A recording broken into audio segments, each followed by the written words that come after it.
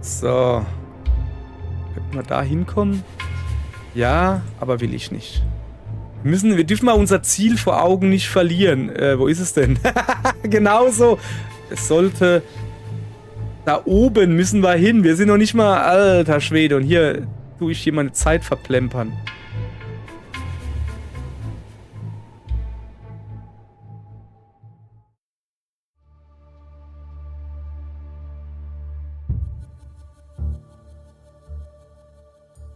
Guten Tag, ihr Leid.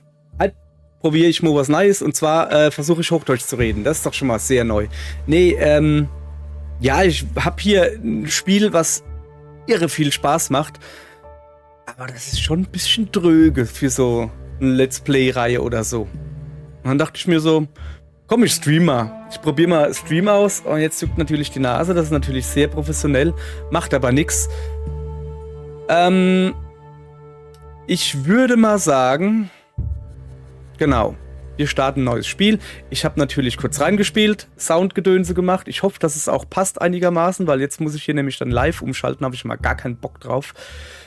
Falls das irgendjemand sieht und zurückspult, guten Tag. Ich werde höchstwahrscheinlich nicht auf eventuelle Chatnachrichten eingehen, falls sich überhaupt jemand hierher verirrt, weil ich dann nämlich viel zu doof dazu bin und auch nicht drauf weiß, wie ich dann reagieren sollte. Also, jo. Wir nehmen natürlich den normalen Schwierigkeitsgrad, ne? Herausfordernd, aber machbar. Es gibt leider keinen hier oben Baby-Schwierigkeitsgrad.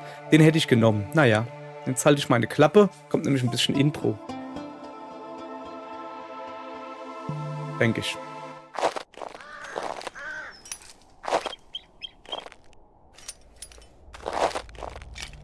Kann ich nur mit links. Geht nicht anders. So.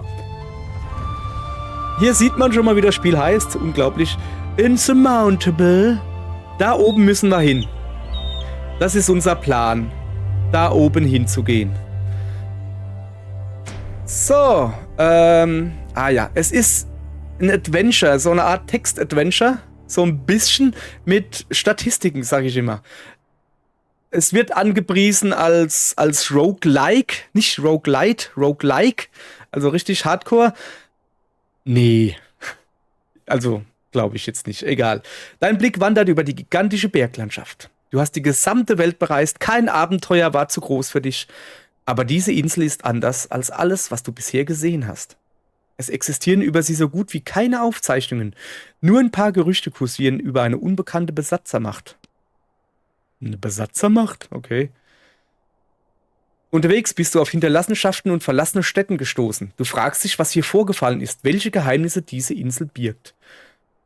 Du verscheuchst die Gedanken. Auch wenn du gerne Antworten auf die Fragen hättest, so hast du doch ein klares Ziel vor Augen. Den Gipfel. Yeah!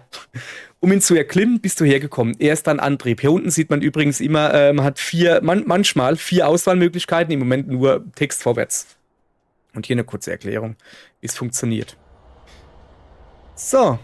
Textfenster scheint es wohl keine mehr zu geben. Tut mir leid. Vielleicht habe ich die alle schon aufgebraucht. Ich kann ja mal kurz bisschen rausscrollen, damit ihr das seht. So, die Geschwindigkeit lassen wir mal auf 1. Kurze Erklärung. Wir klicken irgendwo hin.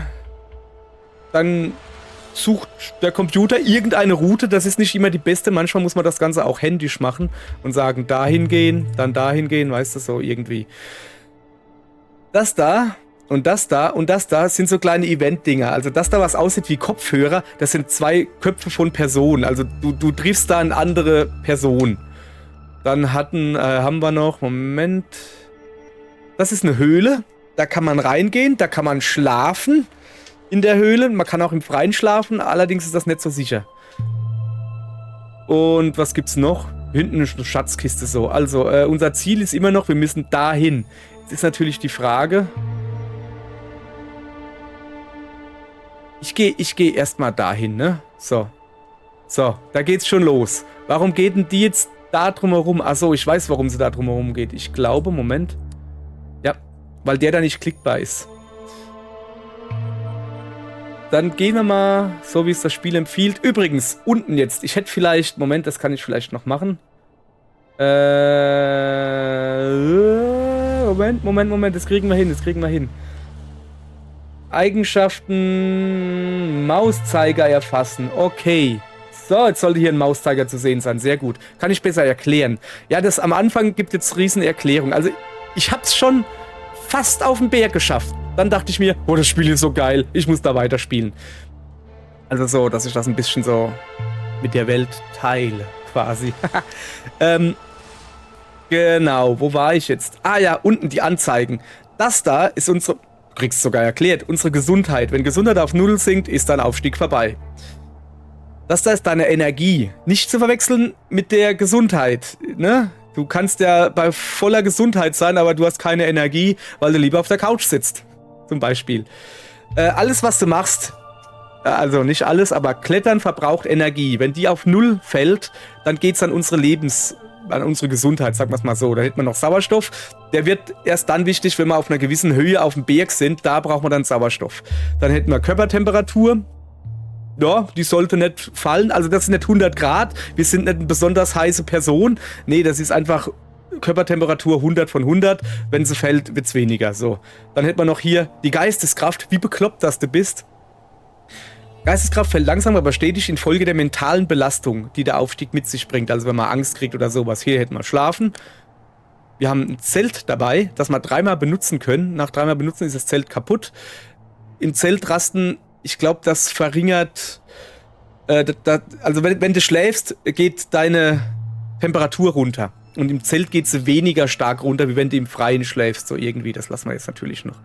Ansonsten, ja, laufen. So, hier, da jetzt hinlaufen. Das kann man auch mit der Maus machen. Und das ist die Zeitraffer. Du kannst 3-mal so schnell abspielen. Wir lassen es jetzt erstmal bei der ersten Begegnung. Komm her. Hier, geh mal hin. Das ist die normale Spielgeschwindigkeit. Ja, das ist ein gechilltes Wandern. Ich werde die gleich ein bisschen höher stellen, auch wenn es dann affig aussieht. Weil das ist dann halt doch ein bisschen langsam. Wie gesagt, Zeitraffer ist einfach nur, das ändert nicht irgendwie die Zeit selbst, die vergeht. Was ist denn hier los? Unverhoffte Begegnung. Eine Windböe fasst dich an einer steil abfallenden Felsspalte. Wild ruderst du mit den Armen, um das Gleichgewicht zu halten, als jemand dein Handgelenk packt und dich zurückzieht. Das war knapp. Eine Sekunde später und du wärst tief gestürzt. Mit weichen Knien musterst du die fremde Person. Es ist eine junge Frau in einem abgewetzten Anorak. An ihrem Hals baumelt ein grüner Stein an einem Lederband. Gebannt starrst du auf das handgefertigte Amulett. Sein mattes Leuchten zieht dich in seinen Bann. Die Fremde nickt dir zu und hält dir wertvolle Ausrüstung hin. Ja geil, die nehme ich, die wertvolle Ausrüstung. Komisch. Aus irgendeinem Grund wusstest du, dass dir die Frau etwas schenken wird. Du sprichst sie an, aber sie antwortet nicht. Nur ein wehmütiges Lächeln umspielt ihre Lippen. Verwirrt verstaust du ihr Geschenk in deinem Gepäck. Als du wieder hochblickst, ist die fremde Frau verschwunden. Du fühlst dein Kloß im Hals. Irgendwas stimmt hier nicht. So, wir haben Items gekriegt, und zwar eine Sauerstoffflasche. Wie gesagt, die brauchen wir im Moment noch nicht, aber macht 35% Sauerstoff. Und, was ist das? Schneeschuhe. Minus 20% Energiekosten auf Schnee. Ja geil, das setze ich mal eine Reise fort. Das hier ist das Fundding, Schneeschuhe, die können wir mal da reinmachen. Die Sauerstoffflasche mache ich mal hier hin. Die ziehen wir natürlich gleich an. Also die hat ja...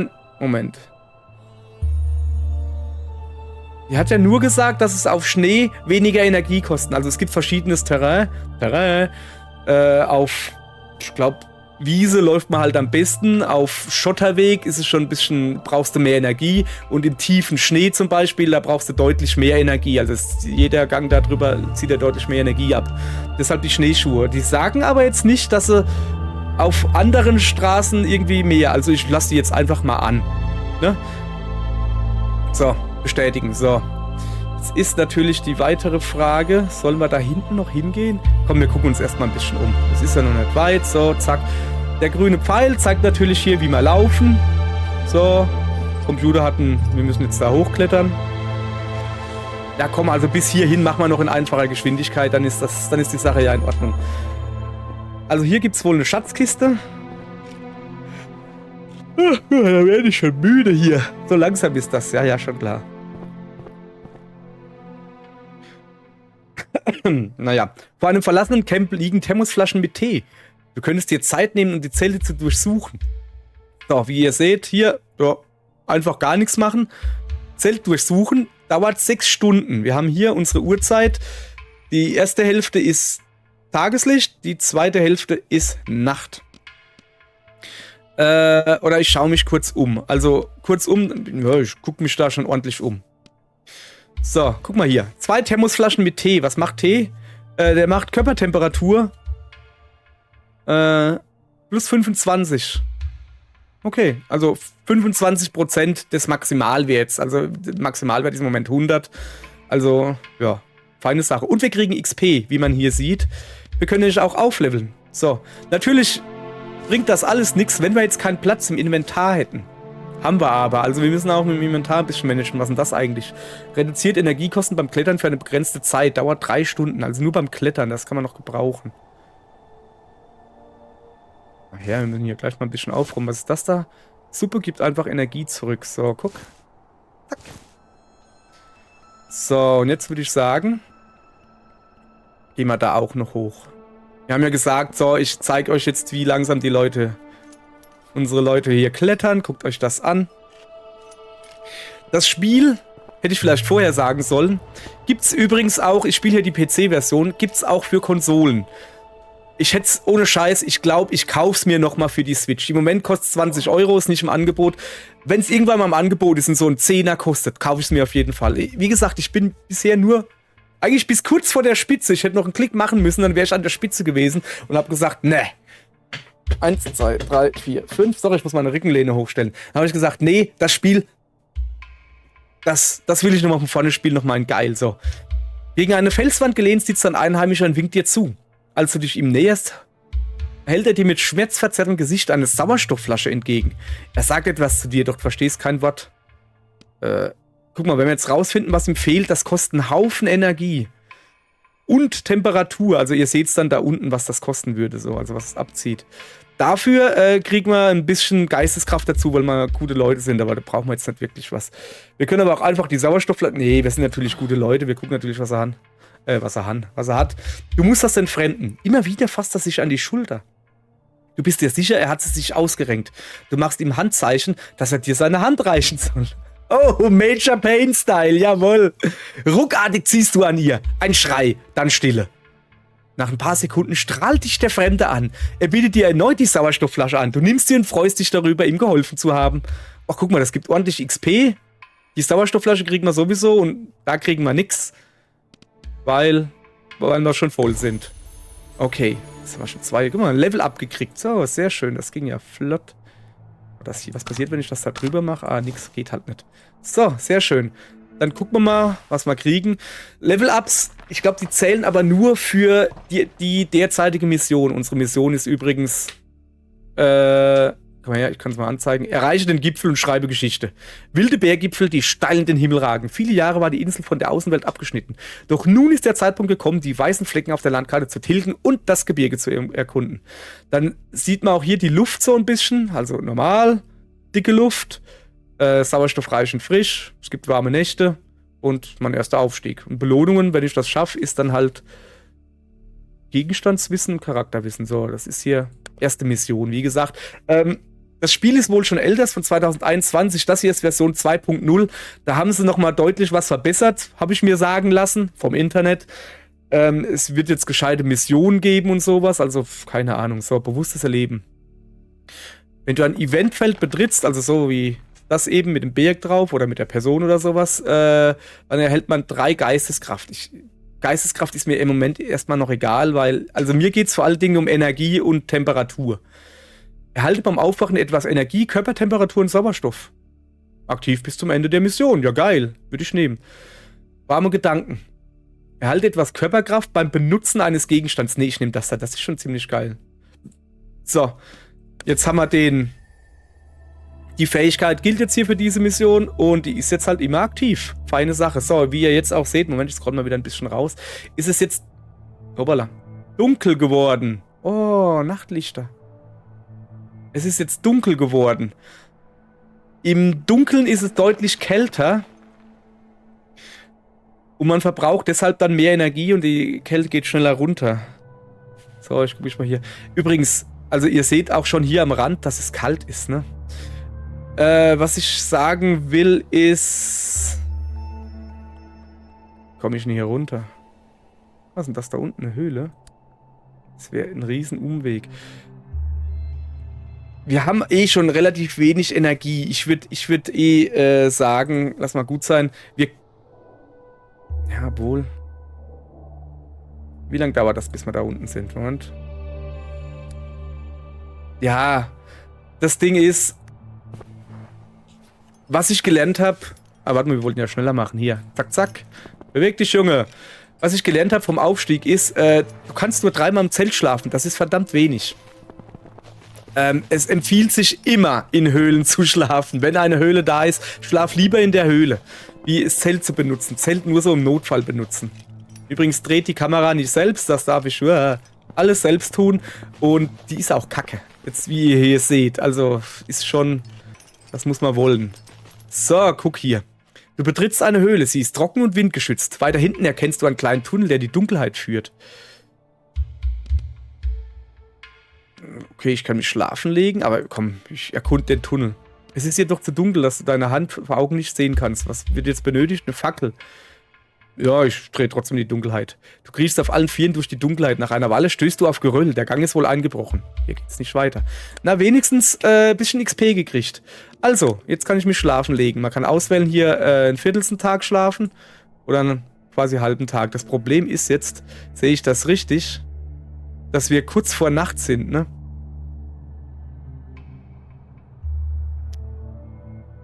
Nee. Weder noch. Ich verlasse die Höhle. Es wird gleich wieder Tag. Das will ich nutzen. Nachts sieht man halt nicht viel. So, ich sehe im Moment auch nicht viel, muss ich sagen. Also grundsätzlich, wir müssen da hoch. Da würde ich mal sagen, komm, wir gehen mal hier hin ungefähr. Guck, da wird's Tag. Komm. Dann gehen wir erstmal nur hier hin, dann wird's nämlich Tag und dann sehen wir uns weiter um. Also ob ich jetzt dieses lange Dingens da, diesen langen Weg genommen hätte oder das Ganze unterteilt, das ist egal. Es braucht trotzdem dieselbe Zeit. So, dann gucken wir mal. Also hier müssen wir hoch. Man kann natürlich auch in eine Ecke gehen, wo man nicht mehr weiterkommt. Das sollte man halt dann vorher sich umgucken. Da vorne ist ein Schatz und eine Höhle. Ja, ich würde aber schon sagen, das sieht gut aus. So, dann lassen wir eben mal ein bisschen laufen. Jump, jump, jump, jump, jump. So, und jetzt seht ihr auch schon, warum das ein Spiel für mich ist. Es gibt Statistiken, mag ich sehr.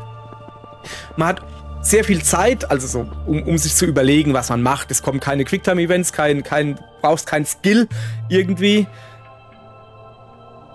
Sollen wir da hochklettern? Komm, wir klettern da hoch. Und gucken erstmal, was hier ist, und dann legen wir uns in eine von den 2 Höhlen schlafen. Glatternd glänzender Stein erregt deine Aufmerksamkeit. Auf seiner Oberfläche haben sich fein verästelte Kristallstrukturen gebildet, die dich an Bäumchen, Fahne und auch Blüten erinnern. Wunderbarer Anblick. Dann untersuche ich das natürlich. Fasziniert starrst du auf die Eisblumen. Es ist beinahe so, als könntest du ihnen beim Wachsen zusehen. Der Gedanke daran, dass auch in den unwirtlichsten und lebensfeindlichsten Regionen wahre Schönheit existiert, macht dich glücklich und zufrieden. Ach, guck mal da. Kriegt mal XP und ein bisschen Gedankengedönse zurück. Sehr gut. Und wieder ein Level abgekriegt. Zeig mal her, was haben wir denn? Warme Gedanken. Spare Energie. Verringerte Energiekosten beim Laufen und Klettern. Das ist immer interessant. Aber halt für 24 Stunden jeweils. Das ist bis zum Ende der Mission. Erhalte etwas Körpertemperatur beim Benutzen eines Gegenstands zurück. Das Ding ist, wir legen uns jetzt gleich schlafen und dann wäre das eigentlich schon fast...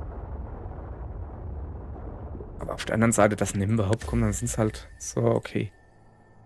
Jetzt muss ich mal gucken. Ja. Okay, aber da hinten sind wir in so einem dummen Spot. Ich weiß gar nicht, ob wir hier überhaupt hochkommen könnten. Doch, könnten wir. Ob es nicht besser ist, wenn wir da runtergehen, aber da unten sieht es jetzt... Ah doch, da ist Eis.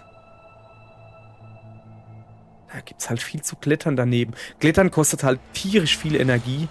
Es ist deutlich ratsamer, nicht so hohe Berge da, 1, 2, 3, 4 zu klettern, sondern immer so kleinere irgendwie.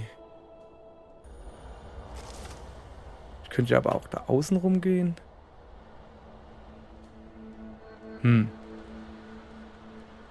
Ich nehme diese Höhle. Spare ich ein bisschen Energie. So, du trittst langsam in die Höhle. Nach ein paar Metern tut sich vor dir der Boden auf. Ein breiter und tiefer Erdriss, der von einer Wand zur anderen geht. Ich leg mich schlafen. Und zwar lang. Ich brauche nämlich Energie. So. Liegt jetzt die Uhr runter. Jetzt ist natürlich wieder Nacht, ist klar. Aber... So, jetzt ist die Höhle natürlich verschwunden. Das haben wir jetzt natürlich nicht so schlau gemacht, stelle ich gerade fest. So, wir wollten da irgendwo hingehen. Komm, scheiß drauf, ich gehe da hin. So. Dieses Ausrufezeichen, was ihr da gerade gesehen habt, das sagt einfach nur, dass das hier ein steiler Aufstieg ist und dass das Terrain... Komme ich da hin? So, Moment, ich kann es euch ja mal zeigen. Achso, ne, das sind Umgebung und Ausrüstung. Wetter klar, ich habe Schneeschuhe an. Das ist mein erster Aufstieg, bla bla. Also das scheint wohl... Ich mag das Wort Terrain nicht. Terrain zu sein, was ein bisschen wahrscheinlich Geröll ist. Das Blaue da ist Eis. Also da auch braucht man mehr Energie in Ausdauer und Gedönse.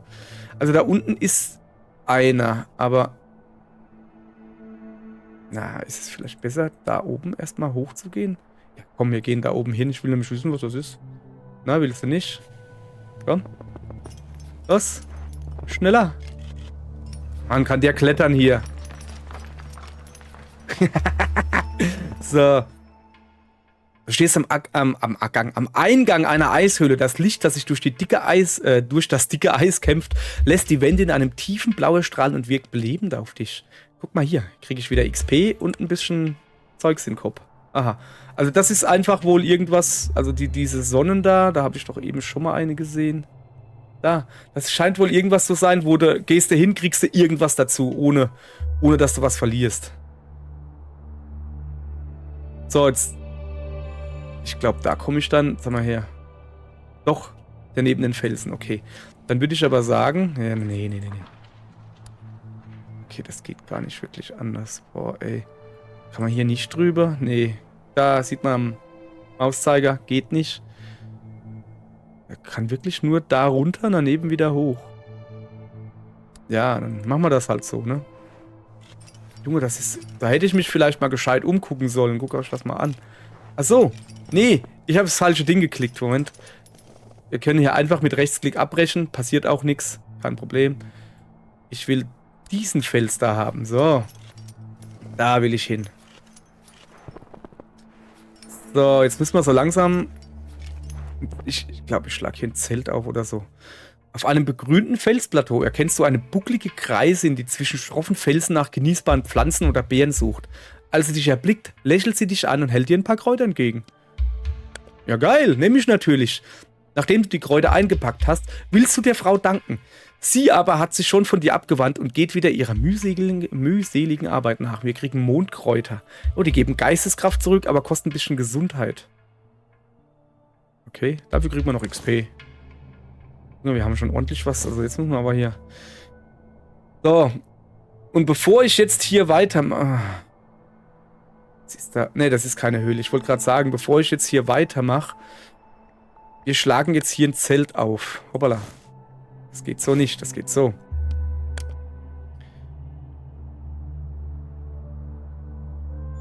Weil was ich hier mache ist, wir tun gerade die ganze Zeit rumrennen und tu nachts wandern und tagsüber Dingsbumsen. Also wenn wir schon mal das Zelt benutzen, scheiß drauf, dann benutze ich es aber auch lang. Also sonst rentiert sich das ja gar nicht. So, ich will nämlich schon bei Tag eigentlich rumlaufen. Das ist mir schon zu dunkel wohl. So, alles soweit in Ordnung. Gut, jetzt können wir uns mal ein bisschen besser umgucken. Man kann auch, wenn man die Taste V gedrückt hält, geht die Kamera ein bisschen raus. Und dann kann man sich so umgucken.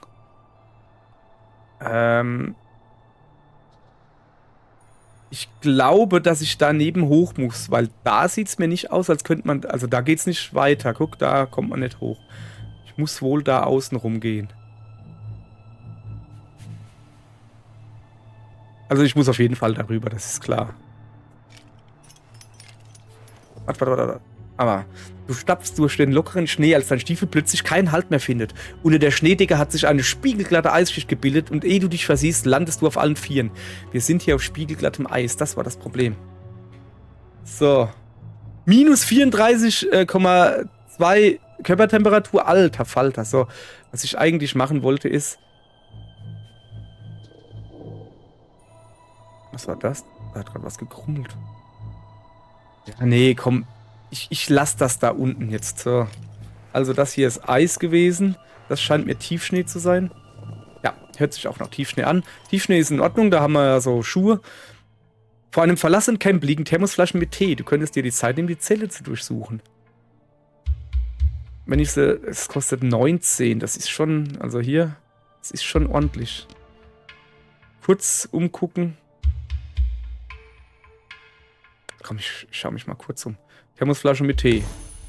Ja, geil. Ich sollte vielleicht mal eine benutzen. Die macht nämlich die Körpertemperatur höher. Das kann man mal brauchen. Wir haben ja eh so viel. So, und wie gesagt, ich glaube nicht, dass ich hier durchkomme. Ich werde wohl daneben rumgehen müssen. Und das mache ich, indem ich hier hingehe. Und dann dahin gehe. Dann da. So machen wir das. Ich gehe davon aus... Oh, guck. Das war natürlich dumm. Der da wäre besser gewesen, weil das ist Schnee. Wenn du das einen Computer machen lässt, dann hätte ich einfach straight da hochgeführt. Aber es kostet so viel Energie. Ja, kein kleiner Dummer. Da drüben, ja, lass das da drüben sein, so. Gibt's hier irgendwas? Da hinten gibt's eine Kiste. Da. Halt. Was will er denn schon wieder machen? Seht ihr das? Der will mich jetzt da hochschicken und dann darüber, statt dahin zu gehen, da drauf. Also statt einzeln die Stufen zu machen. So. So machen wir das. Oh, ich habe ein Level-Up, sehe ich gerade. Moment, bleiben wir kurz stehen, dann benutzen wir den. Vielleicht kriegen wir was Schönes. Spare Energie 2 beim Laufen und Klettern unterm Sternenhimmel. Weniger Nachteile beim Schlafen ohne Zelt. Was ist das hier? Den Berg erkunden. Stark erhöhter Erfahrungsgewinn.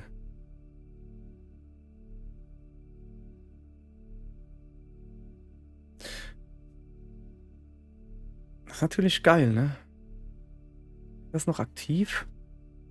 Ah, ich mache den Erfahrungsgewinn. Sind ja noch am Anfang. Achso, ich könnte ja mal gucken, was noch aktiv ist, ne? Hier. Läuft ab in 48 Stunden. Es war nicht aktiv. Okay, halt. Ja, komm. So. Mal da hoch. Darüber. Wir sind schon wieder jetzt bei Nacht unterwegs. Das ist so dumm, hey. Aber da unten ist eine Höhle. Da gehen wir, glaube ich, pennen. Du stößt auf die verfallenen Grundmauern einer früheren Behausung. In einer Nische wachsen Kräuter. Als du sie einsammeln willst, fällt dir ein herausragender Stein auf.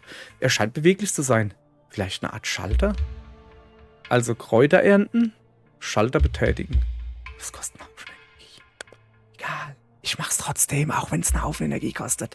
Du drückst den Knopf, er klemmt. Du drückst fester, bis sich Schweiß auf deiner Stirn bildet. Dann in Klicken und Klacken. Neben dir öffnet sich ein geheimes Fach im Boden.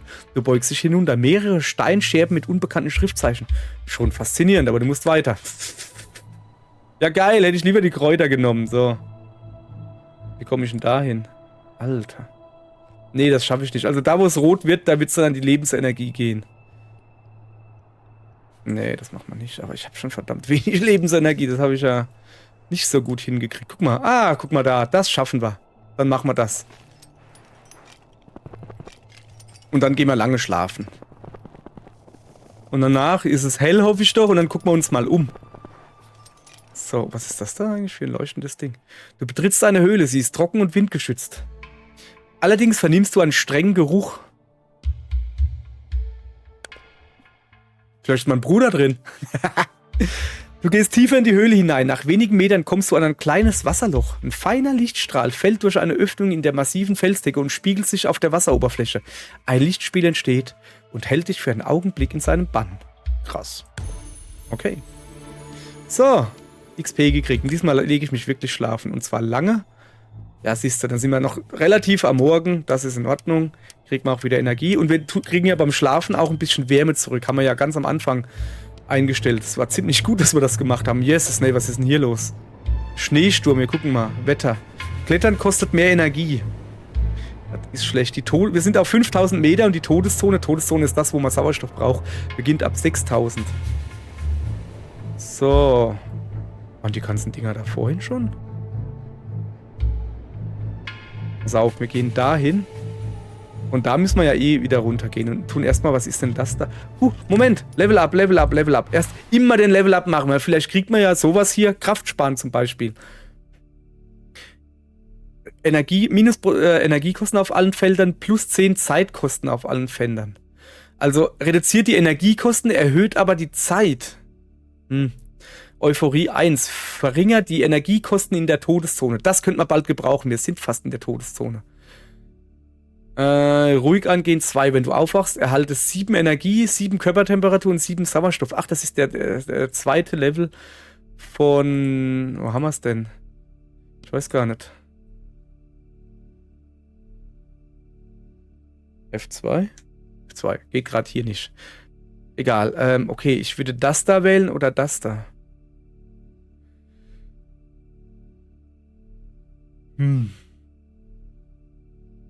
Mal aufwacht. Ich nehme das. Euphorie. So, was haben wir denn? Also wir haben noch das Ruhig angehen, spare Zeit, Energiekosten. Guck mal, jetzt zum Beispiel bei minus 18% Energiekosten auf allen Feldern. Und hier nochmal 10% Energiekosten. Zählt das zusammen? Also es waren das 8 oder waren das schon immer 18? Keine Ahnung. Okay, weiter geht's. Du kannst ruhig da hochgehen. So, was ist denn das da? An einem Ast eines Baumgerippes hängt ein Fellbeutel. Du stutzt. Es sieht für dich aus, als hätte ihn jemand absichtlich dort platziert. Als du den Beutel öffnest, entdeckst du darin eine Sauerstoffflasche. Eine Gabe? Etwas in dir sagt, dass du nicht nur nehmen, sondern auch geben solltest. Was lässt du zurück?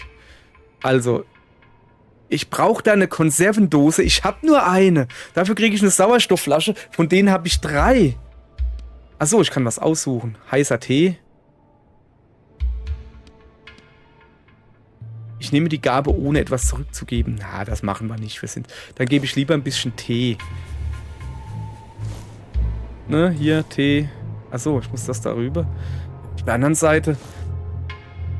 Brauche ich so viel Sauerstoff? Ich habe schon ziemlich viel Sauerstoff. Also, das habe ich. Ja, ich lasse einfach, wie es ist. Sorry, aber.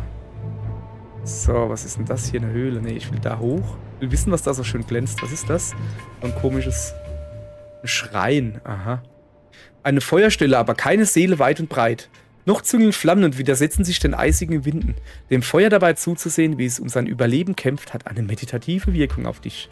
Du regenerierst Wärme oder Energie? Ich will Energie. So. Könnten wir da hinkommen? Ja, aber will ich nicht. Wir dürfen mal unser Ziel vor Augen nicht verlieren. Wo ist es denn? Genau so. Es sollte... Da oben müssen wir hin. Wir sind noch nicht mal... Alter Schwede. Und hier tue ich hier meine Zeit verplempern.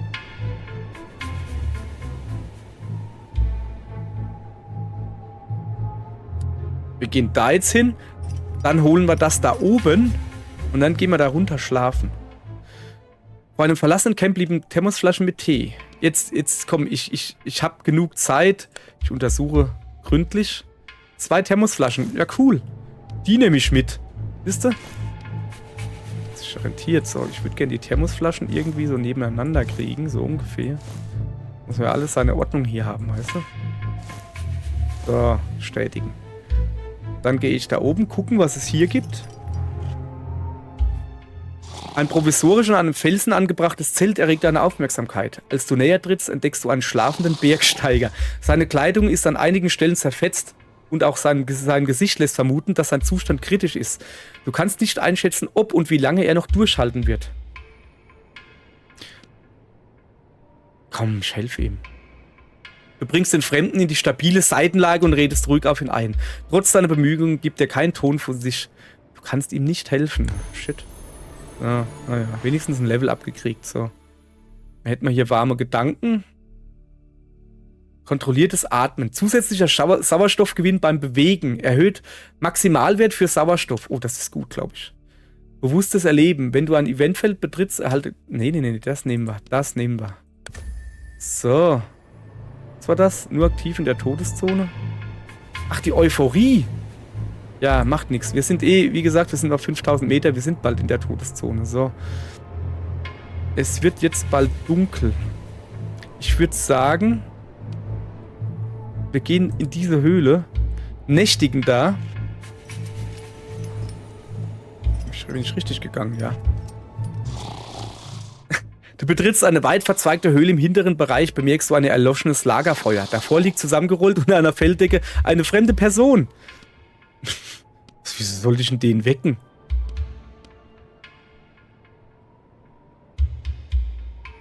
Ja, ich suche mir eine Ecke und lege mich schlafen. Scheiß drauf.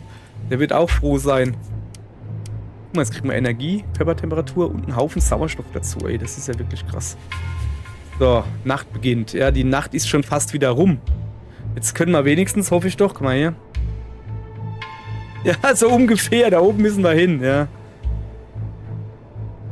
Nacht ist jetzt ein bisschen doof, weil ich nämlich nicht weiß, wie ich hier rauskomme. Naja, irgendwie nicht so schlau. Gehen wir dahin. So, aha. Wahrscheinlich darüber, oder? Ja.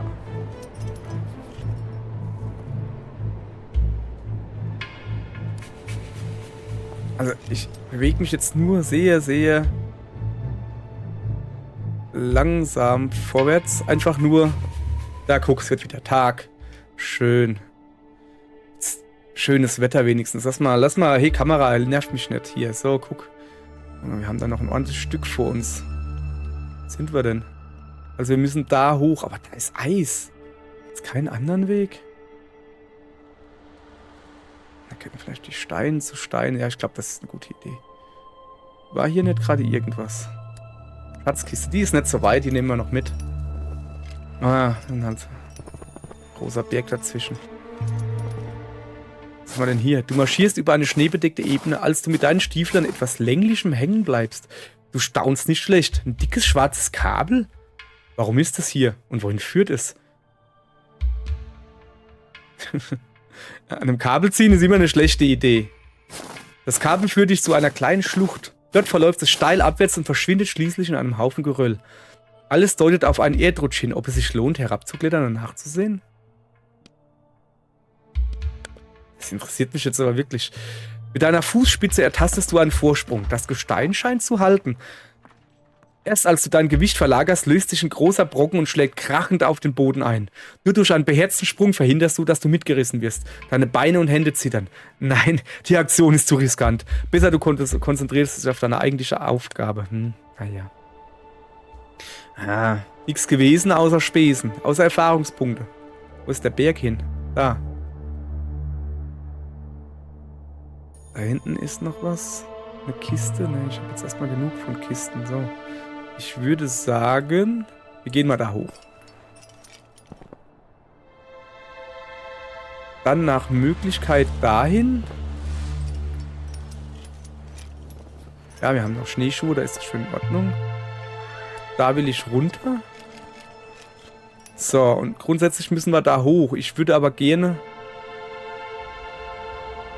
Ich meine, das ist Schnee, das ist in Ordnung, aber... Wenn ich da hochkomme, dann muss ich aber 4 hochgehen. Aber ich glaube, das ist... Oh, was ist ein Weg? Na. So haben wir das nicht gemacht, Kollege. Was ist denn mit dem da?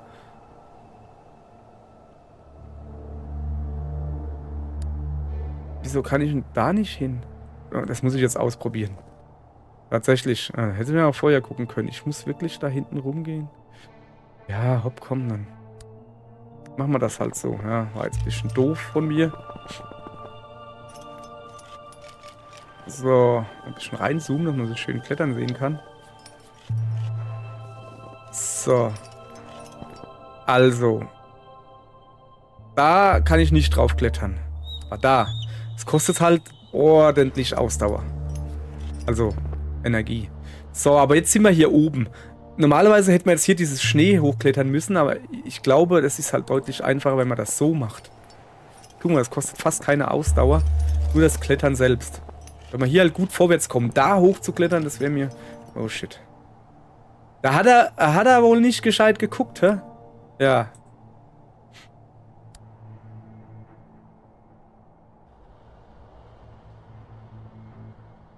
Shit, hey, wir kommen hier nicht weiter.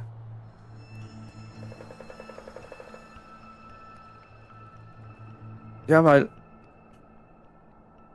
Hier kann ich nicht drauf. Hier kann ich nicht drauf. Ich kann hier hin, ja. Dann da hoch und dahin. Doch, wir kommen hier weiter. Genauso, wie ich das gerade gesagt habe. Aber es ist halt dumm. Was auch gerade dumm war, da runter zu gehen. So. Nee. Hä? Shit, ich hab nicht gesehen. Wir kommen da nicht hin. Nur über Riesen. Ja, komm. Komm, lass uns da einfach rausgehen und gut ist. Wir kommen hier nicht weiter.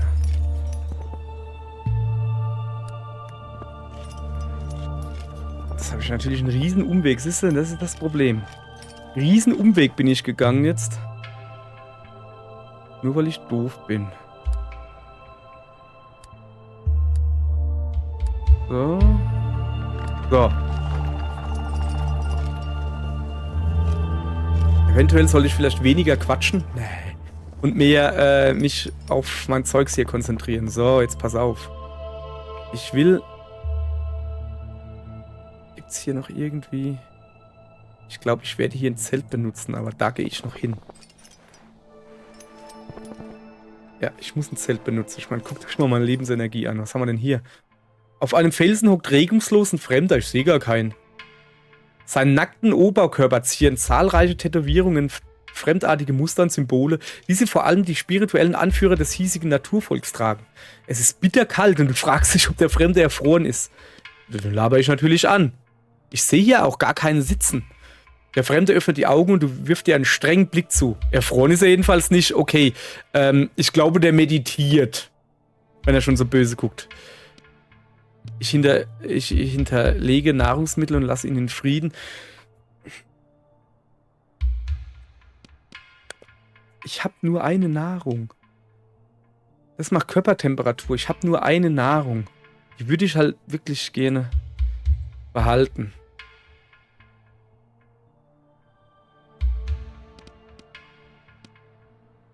Wenn das so dumm ist, dann frage ich ihn blöde. Der Fremde murmelt ein paar Worte in einer Sprache, die du nicht verstehst, deren Klang aber nicht darauf schließen lassen, als wäre er erfreut über deine Kontaktaufnahme. Dann springt er auf und verschwindet hinter einem Fels. Sag ich doch, der hat meditiert und wir haben genervt. Ja, komm, die XP nehme ich mit. Ich baue viel zu viel, wo ich das Zelt benutze. Oder sollen wir mal hier schlafen ohne Zelt? Dann geht die Körpertemperatur extrem runter. Sag mal her. Alter. Ja, aber komm. Das können wir uns schon leisten. Ich will mein Zelt ein bisschen aufheben. Und das hier, sage ich jetzt mal, das können wir uns leisten. Einfach. Aber wurde es nicht Tag? Nee, wurde es nicht. So, ich kletter mal da drauf. Mal intelligenter machen können. So, jetzt sehen wir wenigstens wieder was. Gut. Also hier können wir hochgehen. Also ernsthaft jetzt, hier können wir hochgehen. Oder? Ja, doch. Aber dann müssen wir halt... ich würde gerne da drüben hoch weitergehen, aber das... Ja, nee, das haben wir uns jetzt selbst eingenudelt. Eingebrockt heißt das, aber egal. Eingenudelt. Wie komme ich denn jetzt auf eingenudelt? Keine Ahnung. So. Dann gucken wir mal. Meine Freundin schreibt mir was. Ich sag dir, was sie mir schreibt. Sie schreibt mir, dass ich jetzt einen Ton von meinem Handy ausmache. So. Der Geruch nach verbranntem Holz steigt in deine Nase. Du folgst ihm und entdeckst hinter Felszinnen ein fleckiges Zelt. Vor dem Zelt glühen die Überreste eines Lagerfeuers. Du schaust dich um. Keine Menschenseele weit und breit. Durchsuchen? Nach einem Besitzer? Komm, wir haben noch... Du rufst keine Antwort, dann nochmal, wieder nichts. Kurz überlegst du, das Lager zu plündern, doch dann nimmst du den Abstand von der Idee. Der fremden Person, der das Zelt gehört, dürfte der Diebstahl ihrer Besitztümer nicht sehr gefallen, wenn sie denn zurückkommt. Ja, das stimmt. Und ein Level-Up.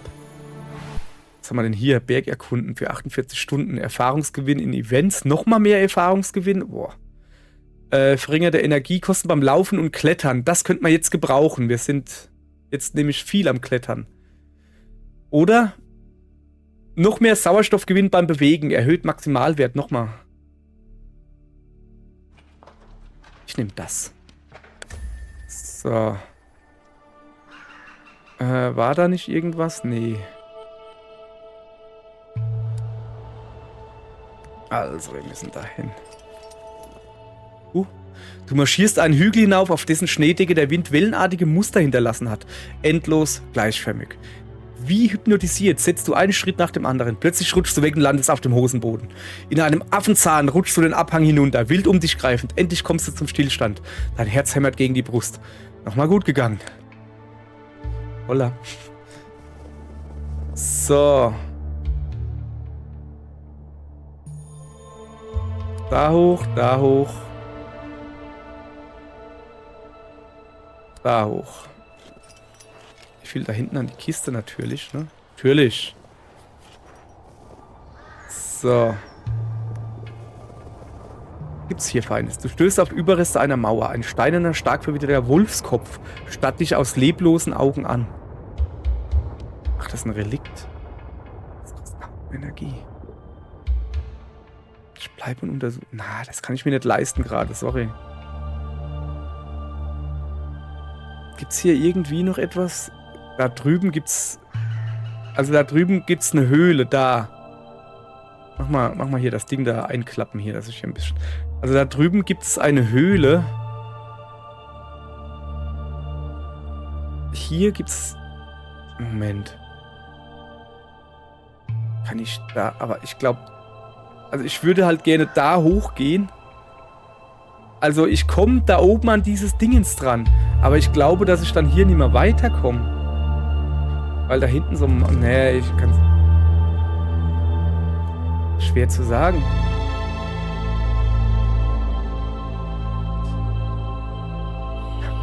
Ich müsste jetzt da hochklettern. Oh Mann, ey. Oh, also natürlich würde ich mich jetzt gerne einfach gescheit umgucken. Geht aber halt nicht. Ich weiß nicht...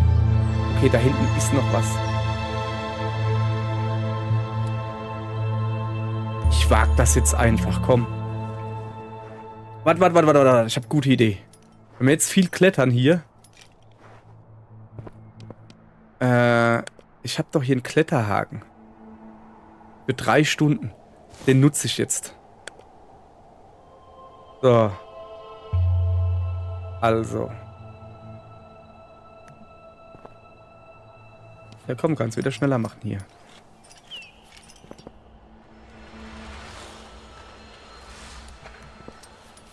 Wie lange sind denn 3 Stunden? Wenig. Wenig sind 3 Stunden, ja, danke. Ah, da hinten geht's weiter. Guck, oh, ich glaube, das war eine sehr gute Idee.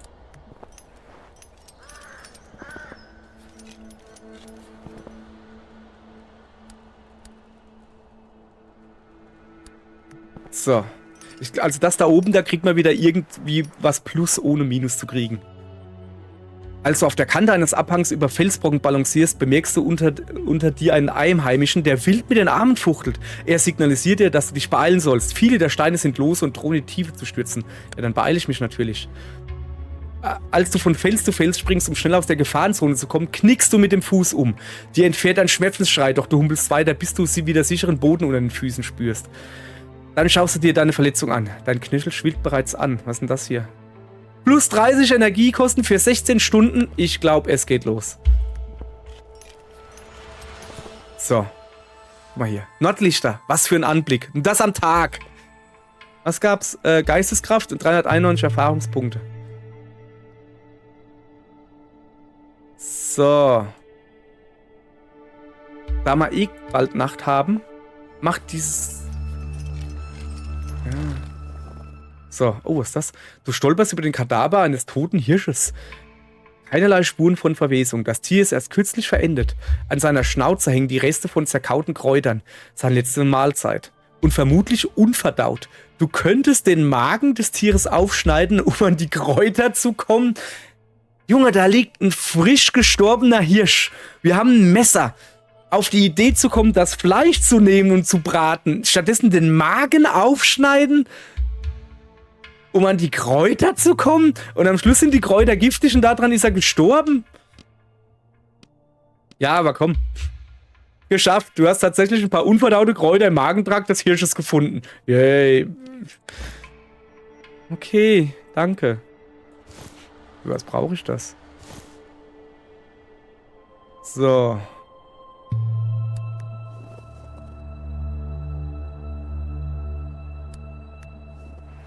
So, dann muss ich da oben jetzt mal so langsam mal gucken. Dass ich jetzt da irgendwo zelte, ne? So, ich habe nämlich gleich keine Energie mehr. Du stolperst und schlägst hart mit dem Knie auf. Wütend trittst du gegen den Stein, der einen Spalt im Boden preisgibt. Scheint eine Art versteckt zu sein. Ich untersuche den Spalt. Ich vergrößere den Spalt. Ich habe keine... Nee, das mit der Energie machen wir besser nicht. Deine Hände ertasten ein dünnes Büchlein. Der Bodenfrost hat ihm hart zugesetzt. Du überfliegst die Notizen. Sie stammt von einem anderen Bergsteiger, der vor über 50 Jahren hier gewesen ist. Lange bevor die breite Öffentlichkeit von der Insel erfahren hat. Und da ist noch mehr. Jemand hat seine Vorräte hinterlegt. Geil, ein Zelt. Shit, ein Zelt.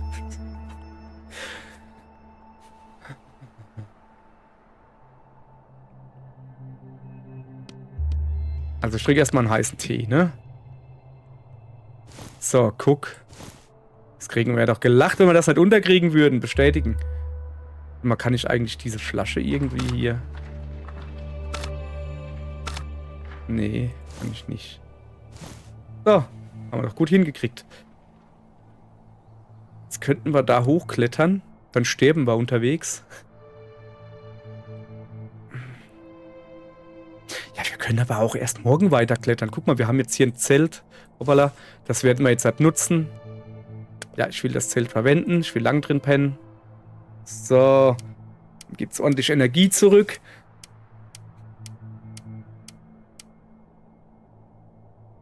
So, super gut. Jetzt aber da hoch.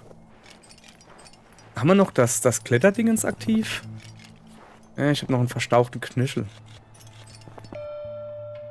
Aber in 2,7 Stunden... Oh, was ist das da? Nur ein paar Meter vor dir landet unerwartet einen majestätischen Steinadler. Fasziniert beobachtest du das Tier, das sich nicht vor dir zu fürchten scheint. Du kannst es dir nicht erklären, aber diese Begegnung hat etwas Magisches. Du lebst ganz in diesem Augenblick und regenerierst? Geisteskraft oder Wärme? Ich hätte eigentlich... Hinten ist eine Höhle, da gehe ich garantiert nicht runter. So, wir müssen... Es scheint, als könnte man hier... Nein, ich wollte gerade sagen, können wir hier drum herum gehen? Nee, wir kommen da überhaupt nicht hin. Wegen dem Stein da. Okay, wir müssen da mehr oder weniger sowieso hingehen. Diese Höhle. Ich gucke mich mal um, ob ich noch irgendwie was anderes finde. Also eigentlich, was hat das jetzt gebracht, dass wir hier rumgegangen sind? Wären wir gleich übers Eis gegangen, es wäre deutlich besser gewesen. Aber wir sind schon mal näher an unserem Ziel. Bringt es irgendetwas, da hochzuklettern? Nee.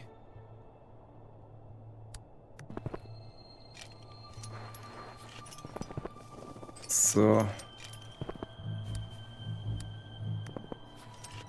So, ich glaube jetzt auch, dass meine Energiekosten das ist bald weg.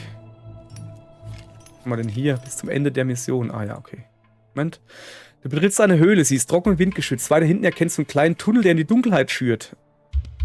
Ja, natürlich erkunden. Ja, es ist dunkel, das hatten wir schon mal. Ich bräuchte halt eine Fackel oder so. Ja, aber wir kriegen wenigstens XP. Das nehmen wir natürlich mit. So, und jetzt lege ich mich schlafen. Nee. Ja, hab euch eingelogen, wir legen uns nicht schlafen. Ich verlasse die Höhle.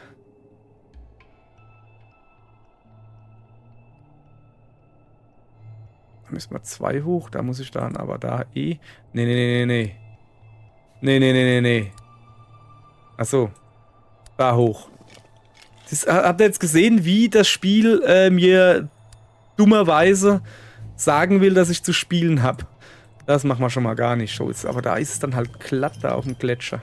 Ein glatter Gletscher. Oha. Die Luft wird immer dünner und dein Atem wird schwer. Du hast die Todeszone betreten. Stimmt, wir sind über 6.000 Meter. Du hältst einen Moment inne, um dich auf dem harten Weg zum Gipfel einzustellen. Effekte. +1 Sauerstoffveränderung pro Stunde beim Bewegen. Ah ja. Okay, wir können... Das werde ich nehmen. Ich werde so schnell wie möglich aufsteigen. Und das macht Sauerstoffverlust. Aber der Sauerstoffverlust, bevor ich aufsteige, versorge ich meine Wunden. Das gibt mir also gar nichts. Also das hier gibt mir ja minus 35% Energiekosten für 8 Stunden. Und wir haben noch relativ früh am Tag. Das würde sich eher rentieren als das da. Weil versorge ich meine Wunden, weißt du? Pff. Nee, wir nehmen das da. Gucken, dass wir so schnell wie möglich das Ganze hinter uns kriegen. So, wie machen wir denn das am besten? Da hin, da drauf, da hoch. Ich will nicht übers Eis rennen, weißt du? So, das ist übrigens, ne? Es ist immer noch die allererste Mission. Das ist noch das Tutorial. Ich habe so das Gefühl, dass das deutlich schwieriger wird, wenn die Tutorial-Mission rum ist. Im Moment ist es ja so, oh, kann man sich ein bisschen verlaufen und so. So. Also da kann man nicht drauf. Wir müssen quasi... Ja, genau. Wie müssen wir denn? Ich muss hier außen rumgehen. Ja. Ein bisschen umgucken. Sind aber auch fast... Also erst wieder da vorne. Ah ne, da ist noch eins, ja. Das ist sogar eine Höhle. Eine Höhle. Wie komme ich denn da hoch? Was mache ich denn hier? Ah,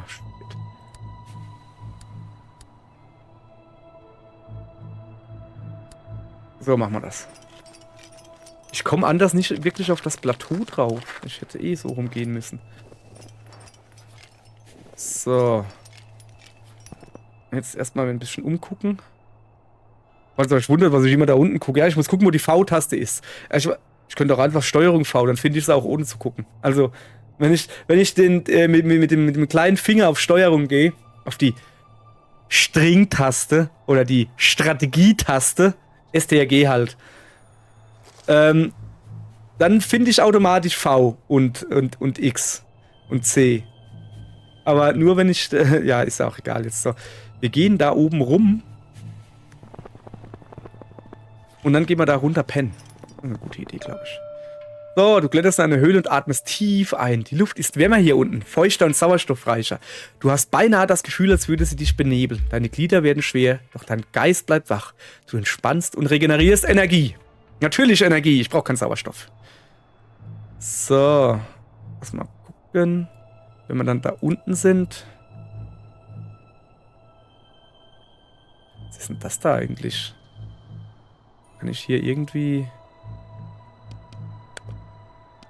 Optionen, warte mal. Habe ich die Tutorials ausgeschaltet? Nee. Nee, haben wir nicht. Nee. Ich gucke mich jetzt einfach mal so ein bisschen um. Da, das haben wir auch schon gesehen. Hoppala. Sorry. Ich würde gern wissen, weißt du, was das da für Berge da sind? Wo sehe ich denn das? Wahrscheinlich, wenn ich draufklicke und dann irgendwie... Ich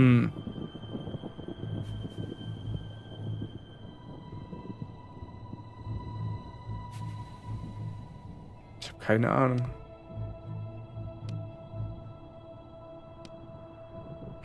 Naja, egal. Wir wollten in die Höhle, aber vorher will ich mich noch umgucken. Oh, ich sehe gerade da oben, dass da ein Haufen dicke Steine sind. Ob es nicht besser wäre, da hoch zu klettern? Also da drüben rumzugehen?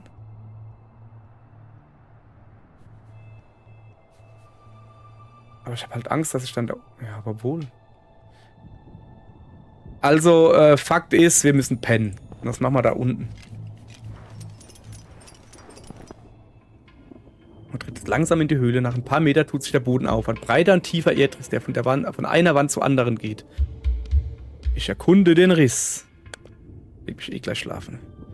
Du kneifst die Augen zusammen. Auf dem Grund des Risses liegt ein Gegenstand, der aus der Entfernung einem Rucksack oder einer Tasche ähnelt. Könnten darin wertvolle Ausrüstung sein? Ach, shit.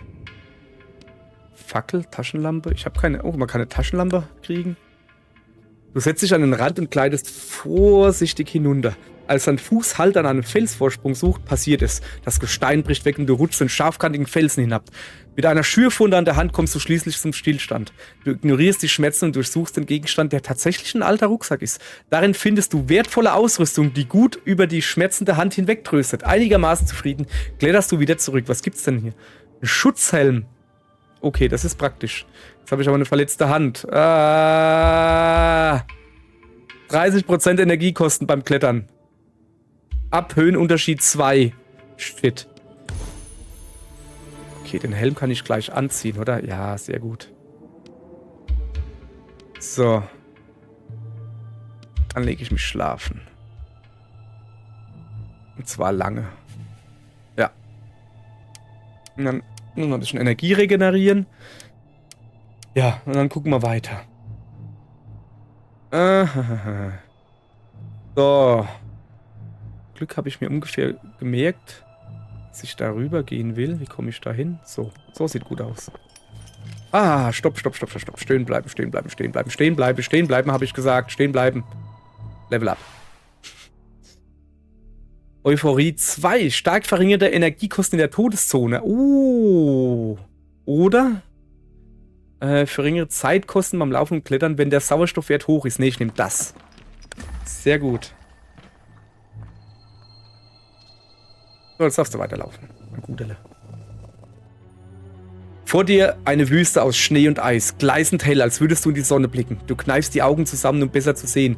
Sie fühlen sich gereizt an und schmerzen etwas. Mit deinen Händen streichst du dir über das Gesicht. Tränen laufen über deine Wangen. Schütze meine Augen und gehe weiter. Ich bleibe und entspanne meine Augen. Das kostet halt Zeit. Ja, aber Zeit ist gut. Zeit haben wir. Wir haben alles. Lieber langsam machen, ne? Du lässt dich in den Schnee fallen und schließt die Lider. Das Gefühl, als wäre etwas in deinem Auge, macht dich wahnsinnig. Als auch nach einer Weile keine Linderung eintritt, beginnst du wieder zu reiben. Immer stärker, bis ein klebriges Sekret an deinen Fingerspitzen bemerkst. Durchgefroren machst du dich mit einem unguten Gefühl wieder auf den Weg. Ich habe doch jetzt blutige Augen gekriegt. Jetzt habe ich wirklich was im Auge. So. Also da will ich hoch.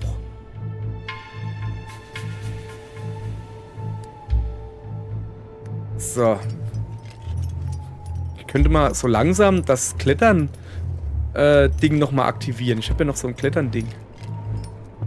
Ja, das wäre eigentlich eine gute Idee. Ich habe noch ziemlich... Oh, was ist das hier? Du erreichst ein kleines Plateau mit kreisförmig angeordneten Monolithen. Ein Überbleibsel der alten Kultur. Eine Gestalt in einem langen Gewand kauert auf dem Boden und murmelt unverständliche Worte. Dann erhebt sie sich und stößt die steinernen Säulen um. Eine nach der anderen.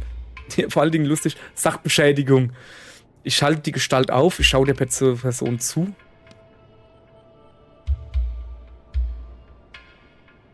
Ich halte sie auf. Etwas an der Person ist komisch und flößt dir Angst ein. Trotzdem kannst du deinen Blick nicht von ihr abwenden. Schließlich bemerkt sie dich und wirft dir einen wütenden Blick zu. Du willst etwas sagen, doch kein Wort kommt über deine Lippen. Dann eilt sie davon und lässt sich ratlos zurück. Ich meine, jemand, der Monolithen umstoßen kann, der kann sie bestimmt auch wieder hinstellen, oder? Vielleicht, also sollte ich mich einfach mal mit den Einheimischen, wo ich halt nicht kenne, sollte ich vielleicht einfach mal in Ruhe lassen. Da unten gibt es Leute. So, ich muss mal gucken, wie man hier überhaupt weiterkommt.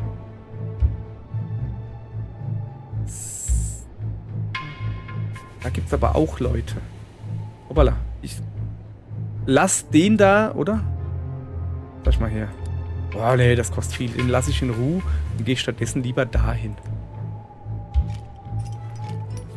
So, wo sind wir denn überhaupt hier?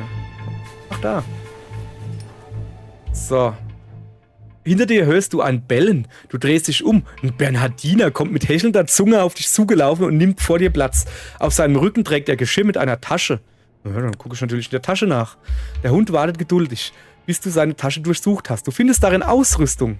Krass, was ist das da? Ah, shit. Oh, schwere Stiefel. Boah, das ist geil.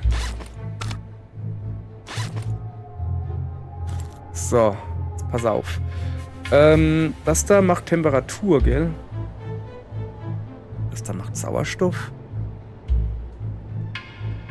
Also da kann ich auf jeden Fall eine trinken oder essen oder wie er das nennt und da wieder mitnehmen. Ich würde halt gerne die Schneeschuhe auch mitnehmen. Die haben wir dann vielleicht noch am Ende oder so.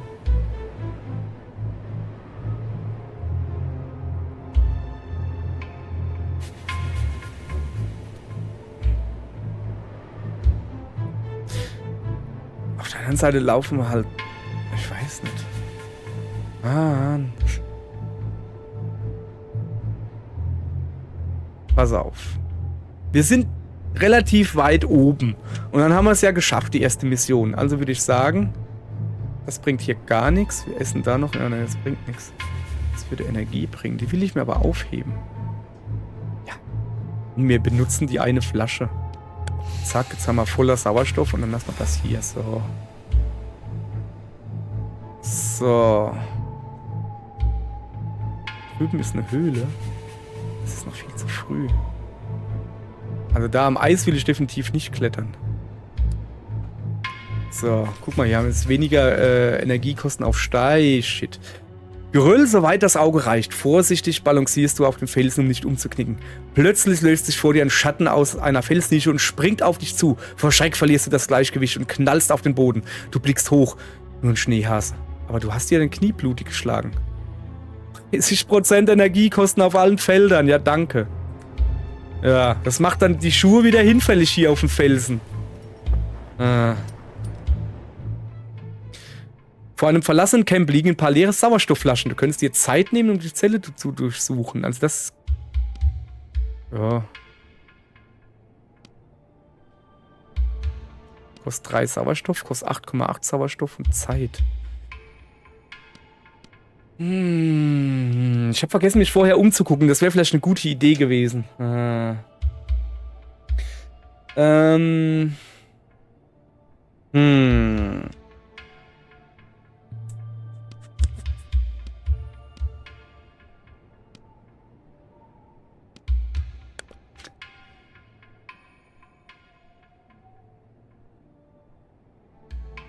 Das geht halt auf meine Energie. Ich habe gar keinen Bock drauf. Ich habe nur noch ein Zelt. Nee, da. Ich muss mal gucken, dass ich mit dem Zelt ein bisschen penne. So. Dann ist nämlich das Zelt weg. Komm, dann gucke ich mich gründlich um. Super, hat's voll gebracht jetzt.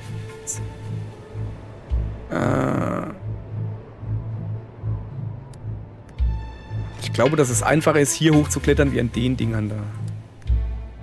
So.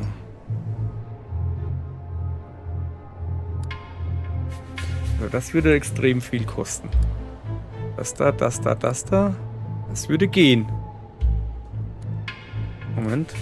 Und wenn ich hier drauf will? Nee, also so wie ich das davor hatte, ging das schon deutlich am einfachsten. Oben wird es dann Nacht und dann bin ich auch hier oben. Das sieht doch schon mal deutlich besser aus. Ja, das machen wir so. Aber warum will ich da eigentlich hoch? Ist da irgendwas? Nee, es hat überhaupt keinen Sinn, da hoch zu gehen. Ja, also ernsthaft jetzt, da ist doch gar nichts. Das wäre voll dumm. Also, dass ich da hoch muss, das ist klar. Das machen wir jetzt halt. Gucken wir uns hier mal ein bisschen um hier. Wir haben es bald geschafft hier, Leute. Ich habe nur leider keine Ahnung. Moment, lass mich mal kurz gucken. Wie lange ich hier schon aufnehme. Ja, wird schon eine Zeit lang sein. Ich streame ja, ich nehme ja gar nicht auf. Und nehme auf dabei, bin ja nicht doof.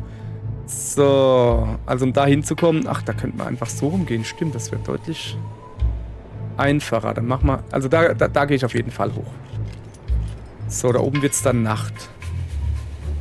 Und nachts ist es dunkel und deshalb pennen wir jetzt erstmal eine Runde in dem einen Zelt, was nur noch eine... So.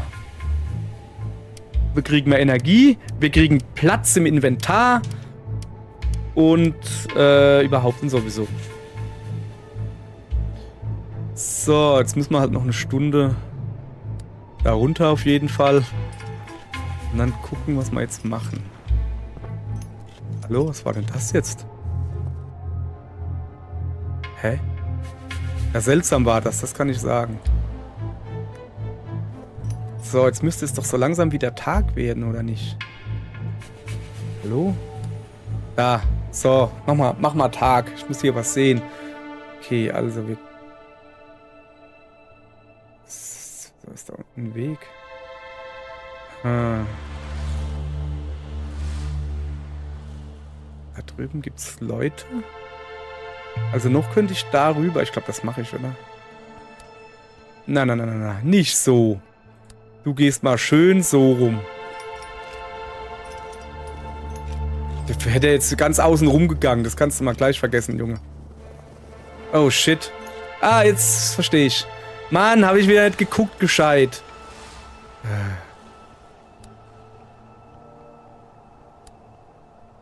Habe ich natürlich extra gemacht. Moment, bevor wir das jetzt halt machen. Ich muss dann da hoch. Was ist da drüben?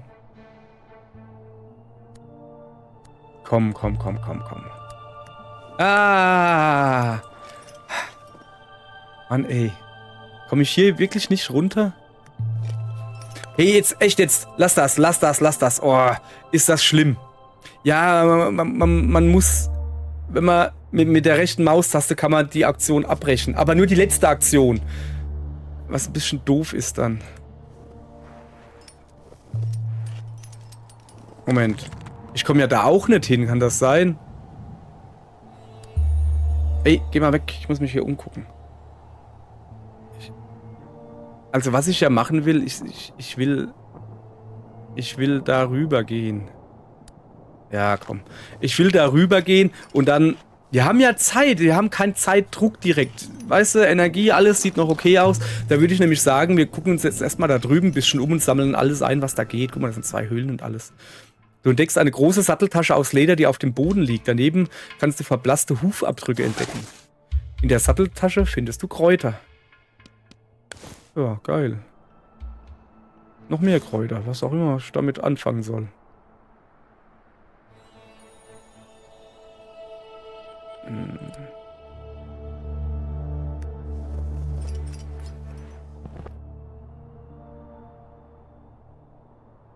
Also, ich gehe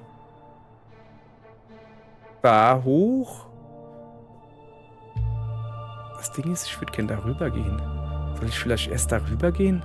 Wir haben noch so viel Tag übrig, weißt du? Ja, da gehen wir hin. Wie ist denn das jetzt, wenn wir da durchgehen?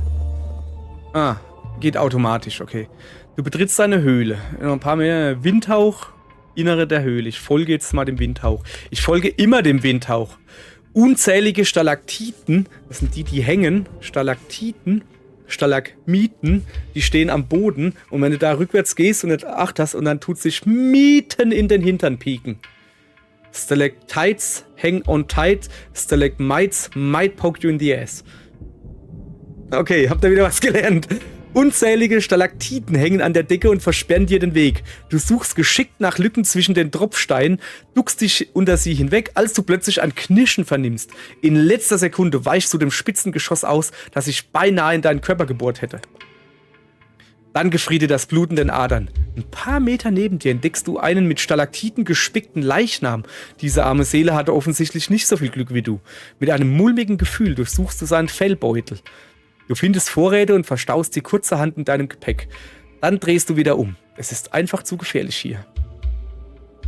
Es gibt schon wieder Kräuter. Was will ich mit den ganzen Kräutern? So. Nee. Nicht schlafen legen, Ja, ich verlasse die Höhle. Und dann gehe ich darüber. Nicht schlafen legen. Das dürfte sogar reichen, dass ich, wenn es Nacht ist, wieder ungefähr hier bin. Das könnte gerade passen. So, energiemäßig sieht es auch voll in Ordnung aus. So, du lässt dich auf einem Felsen nieder, um auszuruhen. Eine angenehme Wärme breitet sich langsam in dir aus. Du betastest den Stein, er ist warm. So warm, dass um ihn herum Eis und Schnee geschmolzen sind. Wieso ist dir das vorher nicht aufgefallen? Du schließt die Augen und regenerierst. Wärme? Geisteskraft könnte man gebrauchen, sehe ich gerade. So, okay, dann war das jetzt nicht so mega, aber egal. So, dann machen wir uns mal da oben hin auf. Da will ich hin. Ja, müssen wir halt so machen. Da ist wieder ein Bernardiner. Hinter dir hörst du ein Bellen. Bernardiner, Geschirr, was in der Tasche? Fellhandschuhe?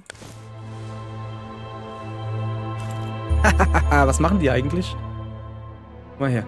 Fellhandschuhe. Erhöhter Temperaturgewinn beim Bewegen und Durchsuchen. Beim Bewegen und beim Ruhen oder in Events. Okay. Und hier wieder sowas. Komm, die tun wir gleich schnabulieren. Dann ist sie weg. Und das könnte man auch mal schnabulieren. Dann ist sie weg. Mal ein bisschen runter. So. Jetzt daneben hin. Und kommen dann dieser schönen Kiste hier vorbei. Sauerstoffflasche. Als du eine Gletscherspalte entlang kletterst, erkennst du unter dir eine dicke Felsschicht in einer dicken Eisschicht, eine Sauerstoffmaske. Oh, Maske samt Flasche. Die Sauerstoffflasche sieht noch intakt aus. Die Flasche sieht intakt aus, aber die Maske nicht. Ich grabe mich seitlich zur Sauerstoffflasche. Ich benutze einen Stein, um das Eis zu zerschlagen. Ich benutze mal das. Splitter fliegen um dich herum, als du wieder und immer wieder mit einem spitzen Stein auf das Eis einschlägst. Auf das Eis einschlägst, der schlottert schon, der Sprecher. Deine Hände schmetzen und deine Knöchel bluten, aber du gibst nicht auf. Schließlich hast du die Sauerstoffflasche so weit freigelegt, dass du sie packen und herausziehen kannst. Zu deiner Enttäuschung ist sie beschädigt, wie auch die Maske und somit unbrauchbar. Kack. Und Hände noch kaputt gemacht, jawohl. 16 Stunden erhöhte Energiekosten. Oh. Ja. Du betrittst eine verzweigte Höhle. Im hinteren Bereich bemerkst du ein erloschenes Lagerfeuer. Davor liegt zusammengerollt und an der Felldecke eine fremde Person. Ja, diesmal weg ist sie. Du sprichst den fremden Bergsteiger an. Keine Reaktion. Dann beugst du dich herab und rüttelst ihn sanft. Der Fremde murmelt etwas Unverständliches und dreht sich auf die andere Seite. Scheint keine Lust auf Gesellschaft zu haben. Also, jetzt gehe ich schlafen. Und zwar lange. Und danach machen wir unseren Level ab. So.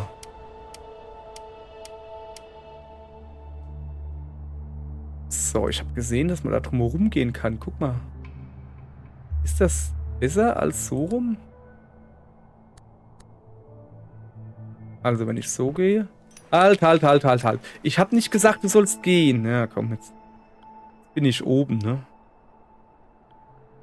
So. Scheiß drauf, komm. So, da runter. Boah, die Kamera nervt mich gerade. Ah ja, ich wollte noch das Level abgucken. Ja, was haben wir denn hier? Ruhig angehen. Erhalte beim Aufwachen etwas mehr Energie. Kraft sparen. Erhöht Zeitkosten, das wollen wir nicht. Letzter Vorstoß. Zeitlang stark erhöhter Sauerstoffgewinn. Ich glaube, Sauerstoffgewinn haben wir jetzt nicht so das Problem. Nehmen wir lieber das hier. So. Da unten wäre noch was. Ja komm, da gehen wir hin, dann ist es auch wieder hell. So. Also. Was ist das da unten? Schatz. Als du deinen Blick schweifen lässt, bemerkst du ein schwaches Licht in der Ferne. Es bewegt sich hin und her, hoch und runter. Na, natürlich nähere ich mich dem vorsichtig. Ohne das Licht aus den Augen zu lassen, läufst du geradewegs auf es zu. In einem unachtsamen Moment gerätst du ins Straucheln. Du fängst dich wieder, doch das Licht ist verschwunden. Ratlos schaust du dich um und stellst fest, dass du die Orientierung verloren hast. Ja. Da ist meine Orientierung. Okay. Komme ich darüber? So. Dann machen wir uns jetzt mal wirklich, jetzt geht's los, ihr Leute. Wir gehen jetzt wirklich auf den Weg zur Spitze, dass wir das mal hier hinter uns bringen. So, was gibt's denn hier Feines? Haben wir überhaupt noch Platz? Wurde jetzt in Stein und Felsen akribisch zu einem Hügel aufgeschüttet. Ein Grab hier oben. Ich kehre in mich und gedenke dem Toten. Wer immer die arme Seele ist, die hier oben ihr Leben gelassen hat, die soll nicht gestört werden. Nach einem kurzen Aufenthalt ziehst du weiter. Geil. Bisschen Sauerstoff gekostet, aber dafür anderes Zeug gekriegt. So. Moment, das müssen wir so machen. Also wir sind da unten. Ich glaube, hochklettern könnte funktionieren. So, aber, bevor wir anfangen zu klettern, benutze ich das hier. Ja, ich will ein Kletterseil verwenden. 3 Stunden hält's an. So, Sauerstoff könnte man so langsam auch mal benutzen. Aber egal.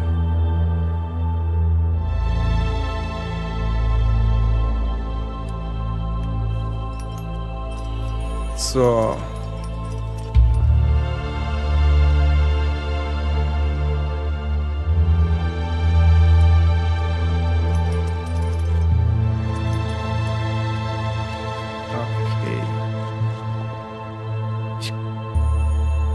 Ich wollte gerade sagen, ist das da der Punkt, wo wir hin müssen? Ich glaube nicht. Ich gehe natürlich darüber, ist ganz klar, ne? So, wie lange hält das noch? 1,7 Stunden. Zack. Eine Feuerstelle, aber keine Seele weit und breit. Noch züngeln Flammen und widersetzen sich den eisigen Winden. Dem Feuer dabei zuzusehen, wie es um sein Überleben kämpft, hat eine meditative Wirkung auf dich. Ich regeneriere. Wärme brauche ich nicht. Oder Energie. Das brauche ich. Wir gehen jetzt natürlich zurück. Wo wir hergekommen sind. Und ich will mir da drüben noch dieses Sonnensymbol. Da will ich noch hin.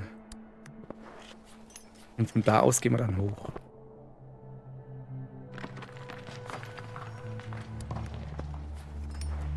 So. Jetzt sind wir ja voll gut dabei, oder? Oh. Erschöpft legst du den Kopf in den Nacken. Dir stockt der Atem und deine Pupillen weiten sich. Über dir fliegt ein Komet und zieht einen kilometerlangen, hell leuchtenden Schweif hinter sich her. Welch ein Spektakel. Die Gefühle übermannen dich. Da ich eine Frau bin, überfrauen sie mich. So, haben wir eigentlich noch... Nee. Na, da will ich hin, genau. Da können wir auch im Dunkeln hinklettern, weißt du? So, komm, wir zoomen mal ein bisschen rein. Das müssen wir noch genießen jetzt. So, hier, guck. Ab, ab, ab. Du packst es. Jawohl, geh weiter. Zack. Erste Mission geschafft. Uhu. Jawohl. Dein Herz ist leicht und erfüllt vor Freude, als du auf dem Gipfel stehst. Alle Strapazen sind vergessen. Du genießt den Augenblick, er gehört ganz dir. Was für ein Abenteuer, was für ein Ausblick. Am Horizont erblickst du weitere Gipfel, höher noch als der, auf dem du stehst. Und auf einem der Gipfel ragt etwas in den Himmel. Lang und schmal. Tatsächlich, guck, da hinten sieht man's. Aus der Entfernung ähnelt es einer Antenne, aber das kann nicht sein, oder doch? Du willst es dir näher ansehen. Deine Abenteuerlust ist noch lange nicht gestillt. Stimmt. Vorher musst du es allerdings aus der Todeszone schaffen und einen sicheren Ort zum Rasten finden. Was? Ich muss wieder runter? Okay, wir kriegen hier auf jeden Fall...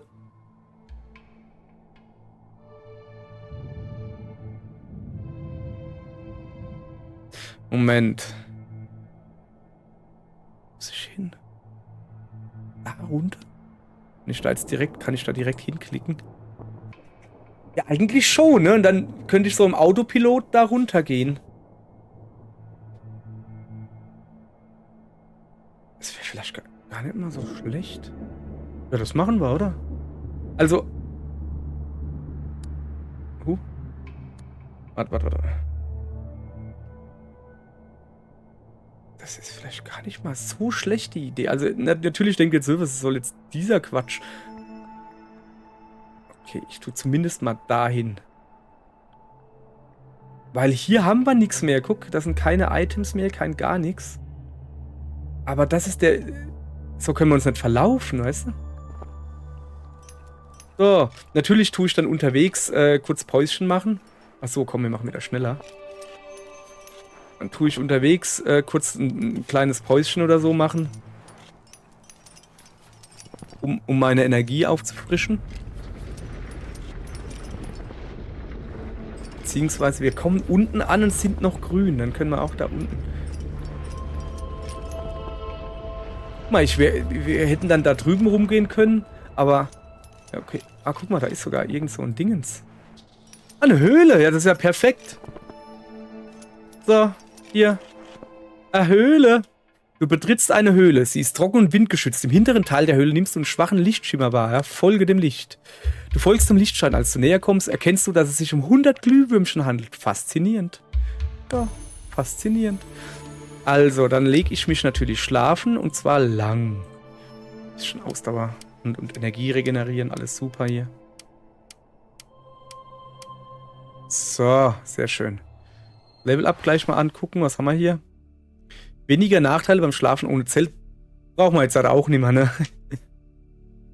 Reduziert Energiekosten beim Bewegen, aber erhöht Zeitkosten und hier verringert Zeitkosten beim Laufen und Klettern, wenn der Sauerstoffwert hoch ist. Aber wie hoch ist hoch?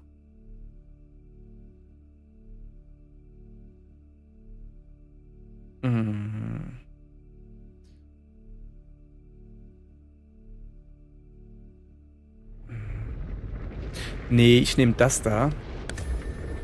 Okay, und pass auf, ich werde... Wir sind ja jetzt gerade beim Absteigen, ne?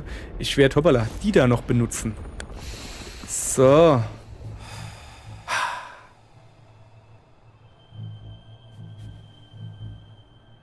Wo wollen wir hin? Da runter, gell? Okay, pass auf. Geh erstmal dahin. Weil ich werde jetzt nämlich wieder mal da unten meine Schneeschuhe anziehen. Huch. Bei dem Versuch, über einen Geröllhaufen zu springen, rutschst du ab und klemmst deinen Fuß in einer schmalen Felsspalte ein. Dein Knöchel schmerzt. Ich ziehe den Fuß ruckartig raus. Ich räume das Geröll weg. Mühsam schiebst du Felsbrocken für Felsbrocken zur Seite. Falls dein Knöchel verstaucht ist, möchtest du kein Risiko eingehen. Nach einer Weile ist der Spalt so breit, dass du deinen Fuß vorsichtig rausziehen kannst. Du tastest ihn ab. Bloß eine Schürfwunde.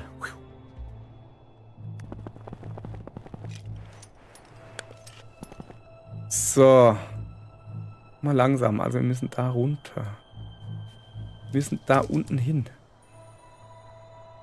Da geht's runter. Kann man nicht daneben runtergehen? Daneben gibt es auch noch sehr viel zu entdecken. Aber wenn ich da hingehe... Ich kann da nicht runter... Doch. Doch, kann ich. Moment. Da gehen wir zuerst hin.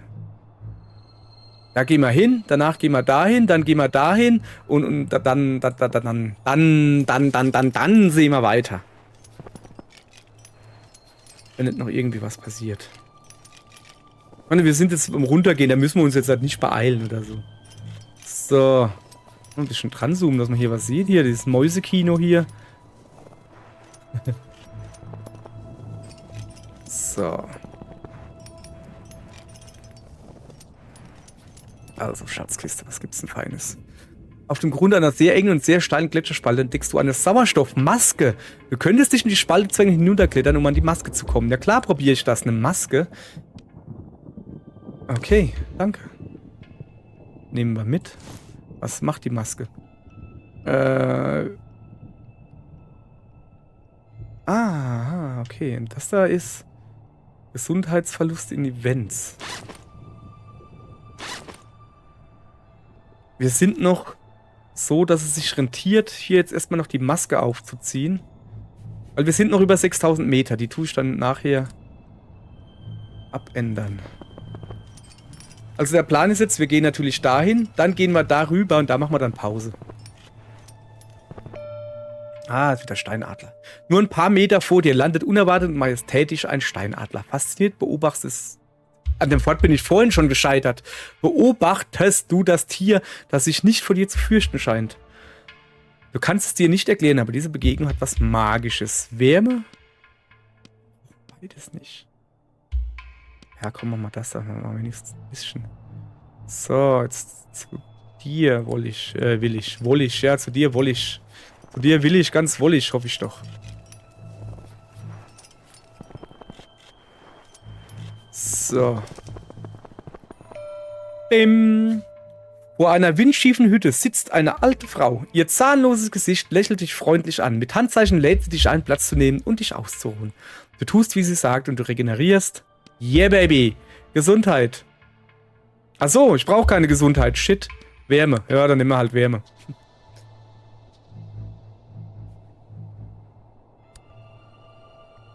Moment. Also wir müssen da runter. Aber da will ich auch hin. Das sieht deutlich besser aus. Guck, so machen wir das. So machen wir das. Zack. Ach ja, ich wollte ja Energie. Dann tun wir das da oben auf dem Felsen, tue ich dann pennen gehen.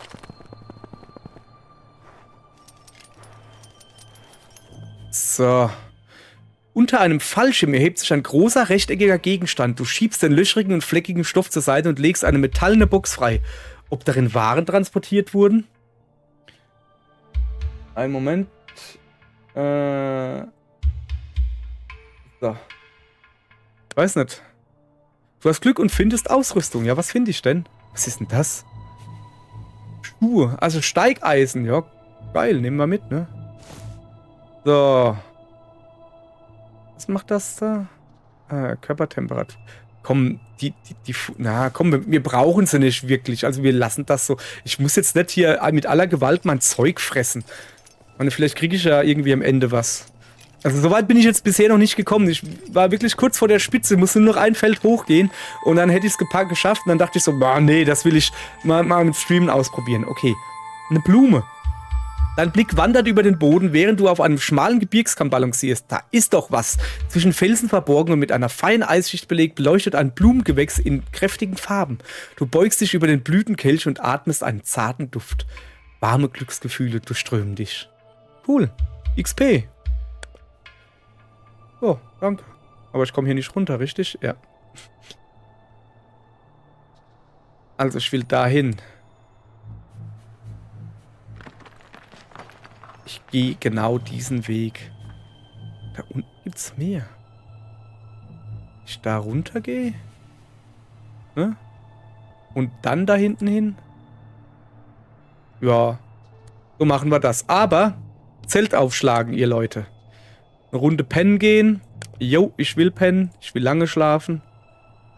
So. Ey, der Aufstieg haben wir ja geschafft. Beim Abstieg, da lassen wir uns jetzt mal schön Zeit, ne? Es ist ja voll Spaß. Wie man so schön sagt. So, jetzt sehe ich auch, was da unten los ist. Ja, aber was ist da unten los? Da ist wer. Oh. Gehen wir da zuerst hin. So, wenn da schon mal eine Höhle ist. Oder? Oh, was ist hier los? Vor dir fällt das Gelände steil ab, ist komplett bedeckt mit Geröllplatten und Felsbrocken. Ich klettere über das Geröll. Ah, wir haben Zeit, komm.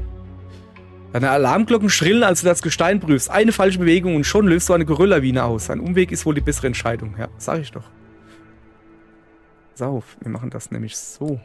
Wir gehen da erst runter und dann hoch in die Höhle.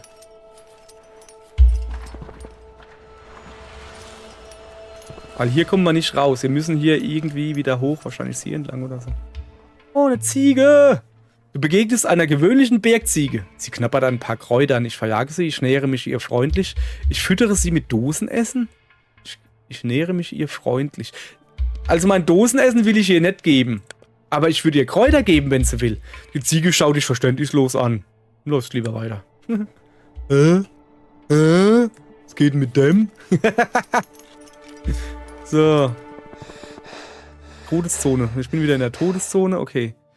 Ein Geräusch. Du betrittst eine weitläufige Höhle. Mehrere Gänge führen tief in den Berg. Du lauschst. Aus einem der Gänge dringt ein metallenes Klopfen an dein Ohr, als würde jemand mit einem Hammer gegen ein Heizungsrohr schlagen. Natürlich folge ich. Du gehst ein paar Schritte in den Gang. Das Klopfen wird lauter, doch in der Dunkelheit lässt sich kaum erahnen, wie weit du von der Geräuschquelle entfernt bist. Ich gehe weiter. Vorsichtig tastest du dich an der Wand entlang. Das Klopfen ist dumpf und gleichmäßig, als würde es von einer defekten Maschine stammen. Immer tiefer dringst du in das Höhlensystem vor, bis das Klopfen schließlich aufhört. Du wartest einen Augenblick, doch nichts passiert. Nur endlose Finsternis und bittere Kälte. Was hast du dir bei der Aktion nur gedacht? Ja... Frustriert machst du kehrt und stolperst die Gänge zurück. Nach einer Weile bleibst du stehen. Hast du dich etwa verirrt? Die Kälte kriecht in deine Knochen. Du gehst weiter. Immer noch nichts. Erst nach einer gefühlten Ewigkeit findest du zum Höhleneingang zurück. Der Schreck sitzt dir tief in den Knochen. Shit.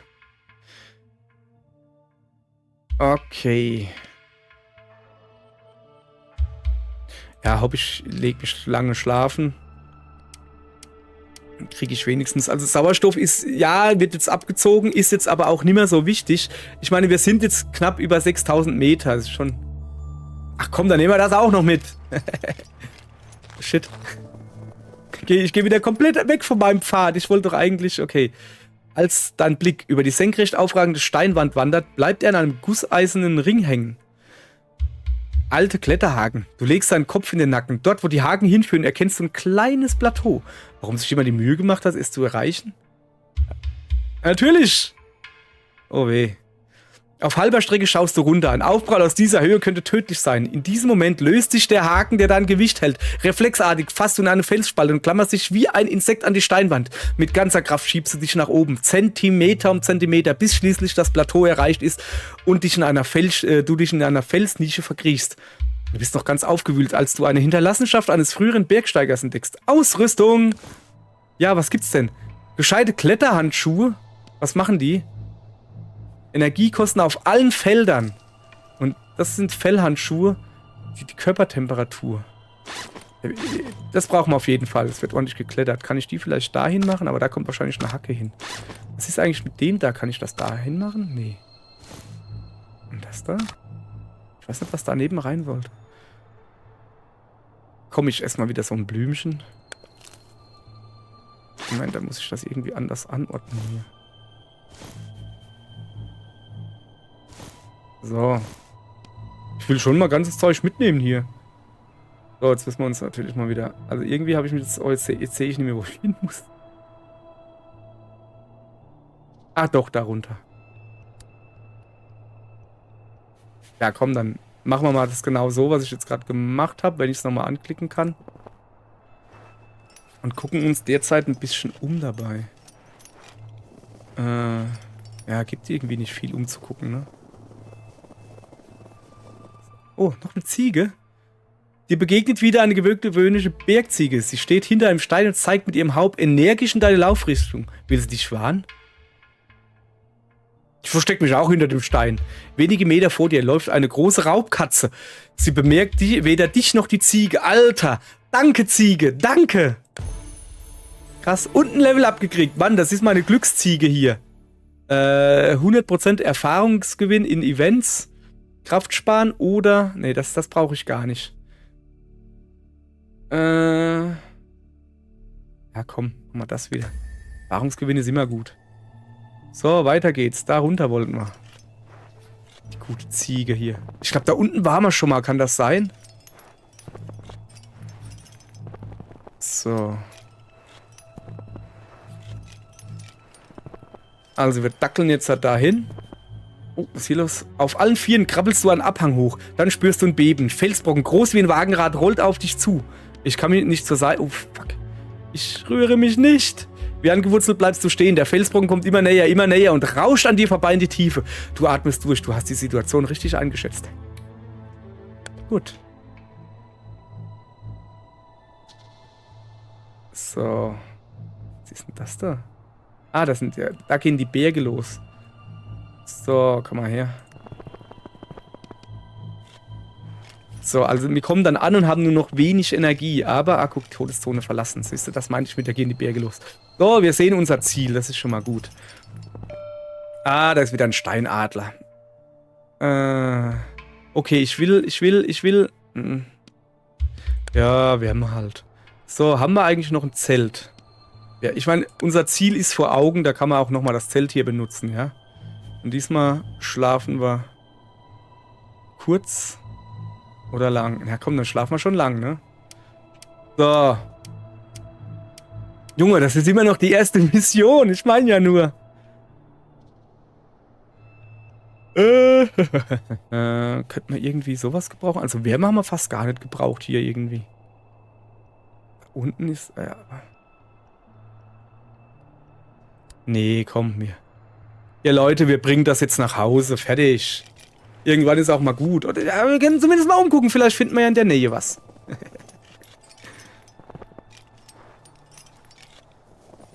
Also da ungefähr werde ich kurz Halt machen. Ah, stopp. Da oben ist irgendwas. Das. Ich gebe jetzt halt hin, das geht. War natürlich jetzt halt doof. Hätte man blauer machen können. Hm. Ja komm, das ist wie wenn er Mario Kart spielt und merkt, ey, ihr habt noch ewig Zeit, bis der Geher kommt. Dann machst du auch ein bisschen affige Sachen so. Du öffnest, also da ist ein Handel. Du öffnest vorsichtig die Tür zu einer Baracke. Bücher und andere Unterlagen stapeln sich bis unter die Decke. Als du eintreten willst, steht plötzlich eine hochgewachsene Frau mit langen weißen Haaren vor dir. Sie redet schnell in einer dir fremden Sprache. Als du verständnislos mit den Schultern zuckst, verschwindet sie und kommt darauf mit ein paar Habseligkeiten zurück. Ein Tauschhandel also. Sie will Steigeisen von dir. Dafür bietet sie etwas aus ihren Sachen an. Du wählst. Sauerstoffflasche brauche ich nicht. Zelt brauche ich nicht. Alter, Steigeisen gegen das Dingens? Ich will was anderes.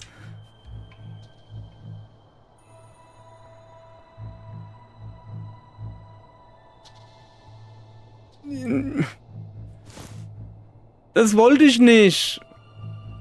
Es sind meine Steigeisen los. Ich habe doch gesagt, ich will was anderes. Ich fühle mich gerade irgendwie veräppelt von der Frau. Die hat das doch extra gemacht. Die hat gedacht, komm, die blöden Touristen da, die vergackeiern Mama. Mann. Wieso geht denn der so? Wieso geht er denn nicht? Ach ja. So, warte mal kurz. Erstmal umgucken hier. So. Hab ich eigentlich meine oh, schön, es wird Tag. Hab ich eigentlich meine Schneeschuhe gerade an?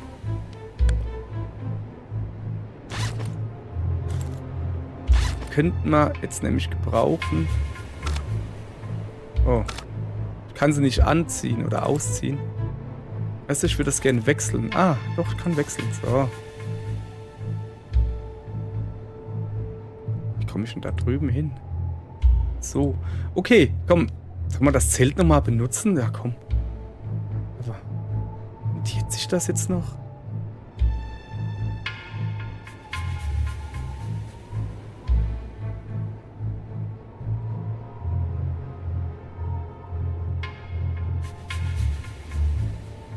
Ich weiß halt nicht. Ob sich das rentiert, darüber zu gehen.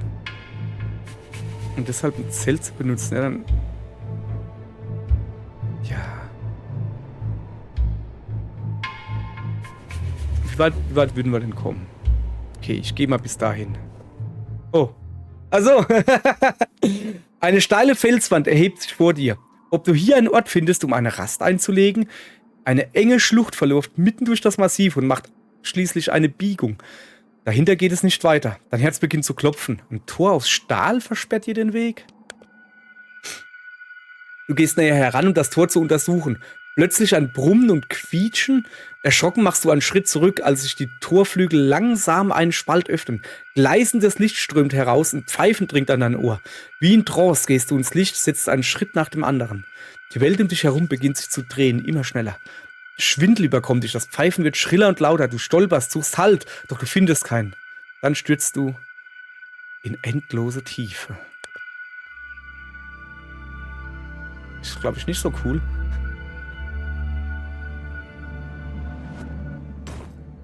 Hopp, hopp, hopp, hopp. Achso, Erfolg. Ich dachte eben, was geht denn hier ab? Wilde Berggipfel, die steil in den Himmel ragen. Viele Jahre. Achso, jetzt, jawohl. Guck mal, jetzt gibt's ordentlich. Aber das ist schon ein Level-Up, oder? Jetzt gibt's ordentlich Punkte gibt's hier. Was haben wir denn? Missionsbelohnung, Stufenaufstiege, Missionsbelohnung. Achso, Stufenaufstiege, 10 Level meint er wahrscheinlich. Missionsbelohnung, verwendete Gegenstände, Ausrüstung, unverbrauchte Gegenstände gibt auch Punkte, siehst du? Stunden bei Nacht gelaufen, Stunden in der Todeszone gelaufen, Stunden bei schlechtem Wetter, Stunden bei Nacht geklettert, Stunden in der Todeszone geklettert, Stunden bei schlechtem Wetter geklettert und überquertes gefährliches Terrain. Und erlebte Ereignisse 51. Junge, das hat sich voll rentiert. Guck mal, was ist denn das da? Verbesserungspunkte, Abenteurerin, Wissenschaftler, Journalist, was ist das? Zurücksetzungspunkte. Freigeschaltete Items, Kletteraxt, Wanderstock und Taschenlampe. Jawohl, Taschenlampe ist schon mal gut. Und, was ist das da? Kapazität 10, okay. So.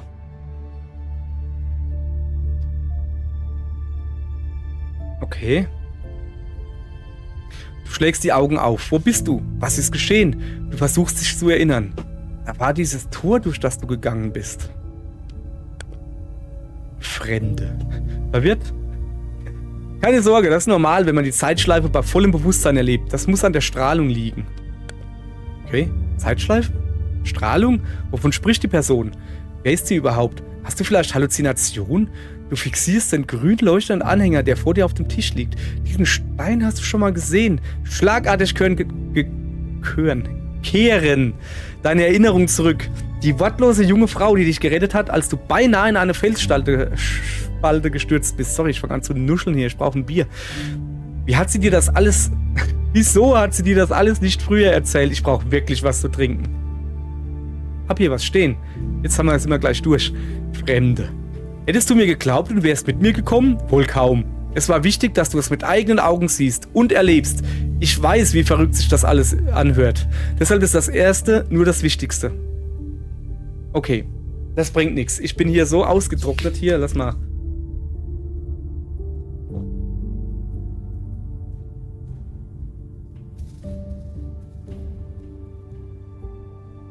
So, sorry, ich bin hier total...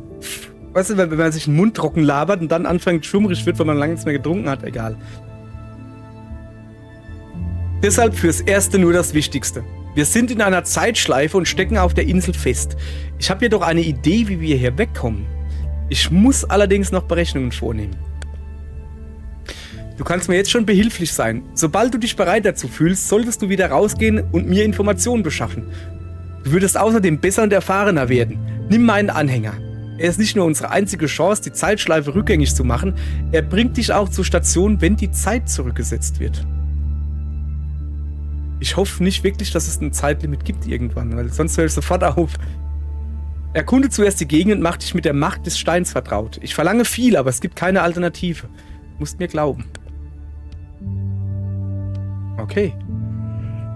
Und das hier, Charaktere, Abenteurerin, Wissenschaftler. Ach, man kann auch Charaktere freischalten, okay.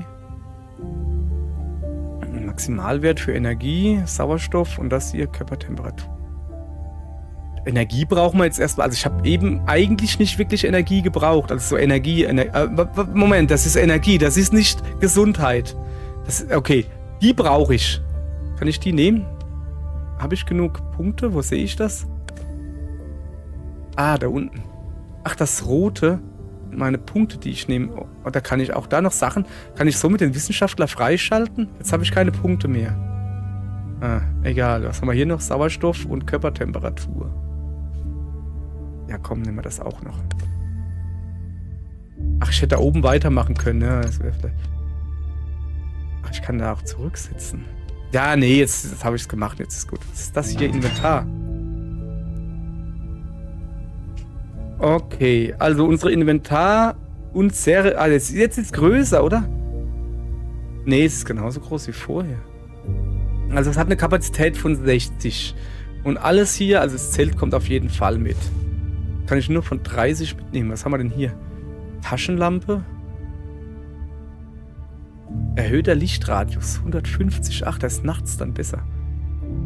Mondkräuter. CO2 kostet 15. Es gibt gar nichts mit 5. Weißt du? Also, boah, nee, das kann ich mir nicht. Ja, komm, ich nehme die Taschenlampe.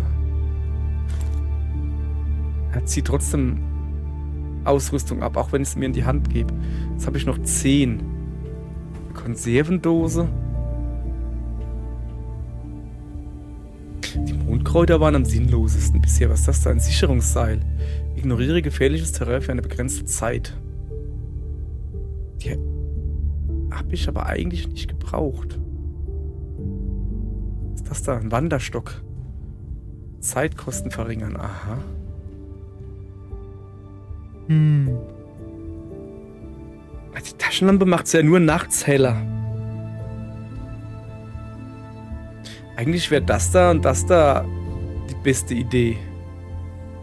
Aber ich will in die Höhlen reingucken. Aber ich bin so oft in Höhlen reingegangen, wo es dann hieß, es ist so dunkel.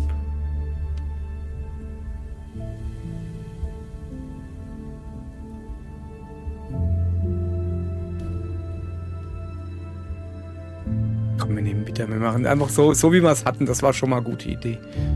So, kann man hier. Team-Upgrades, Spezialwissen. Was ist das? Ach so. Das ist meine XP. Team-Upgrades. Terrainwissen. Eis, Schnee, Stein, Gefahren. Ach so, je mehr ich drüber weiß, desto weniger musst du dann wahrscheinlich, Umgebungswissen. Ah. Ereigniswissen. Ich verstehe. Also wenn du da dann Level-Ups kriegst und die bleiben dann permanent wahrscheinlich. Okay, Missionen. 2. Berg, 1. Berg, 3. Berg, Unterberg. Kann ich die nicht nochmal machen? Okay, was ist das hier? Nebenmission. Also ich kann aber andere grundsätzlich schon mal machen. Investigativer Journalismus. Gerüchten zufolge hat sich ein Journalist auf den Berg verirrt. Finde ihn und nutze seine investigativen Fähigkeiten, um einen Weg aus der Zeitschleife zu finden. Suche nach Spuren, die sich zum Journalisten führen. Und das hier ist... Finde 3 Zeitanomalien. Erreiche danach den Zielort. Steige auf den Gipfel. Erreiche danach den Zielort. Ich finde das da interessant. Falls beendet mit Abenteurern kriege ich 1000 Umgebungswissen, aber da ist kalt. Kalt ist es da. Also die Quest will ich machen. Aber da nehme ich mir lieber ein Heizgetränk mit. Heizgetränk? Da, sowas da, weißt du?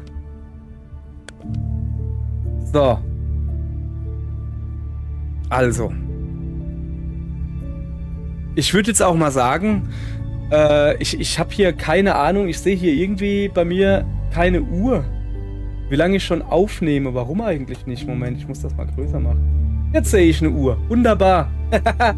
1 Stunde 51. Ey, das reicht jetzt aber auch mal. Ich werde heute Abend oder so wahrscheinlich noch eine Runde zocken, weil das hat schon Spaß gemacht. Ja, genau. Werde ich heute Abend noch ein bisschen streamen. Das war irgendwie voll cool. Also, wer will, kann sich das jetzt schon auf meinem Kanal angucken. Natürlich nehme ich das und bastel daraus dann normale Videos. Hey, ich sehe mich gerade selbst. Und bastel daraus dann normale Videos, die ich auf dem Kanal halt als normale Folgen hochlade. Wer will, kann sich das jetzt halt angucken. Kriegt er quasi fast das Gleiche. Nur, dass mein Gelaber hier und das Nasegepopel noch drauf ist. Das werde ich dann wahrscheinlich rausschneiden. Oder ich werde da mehrere Folgen draus machen. Das ist natürlich noch besser. 2 Stunden hier ist schon...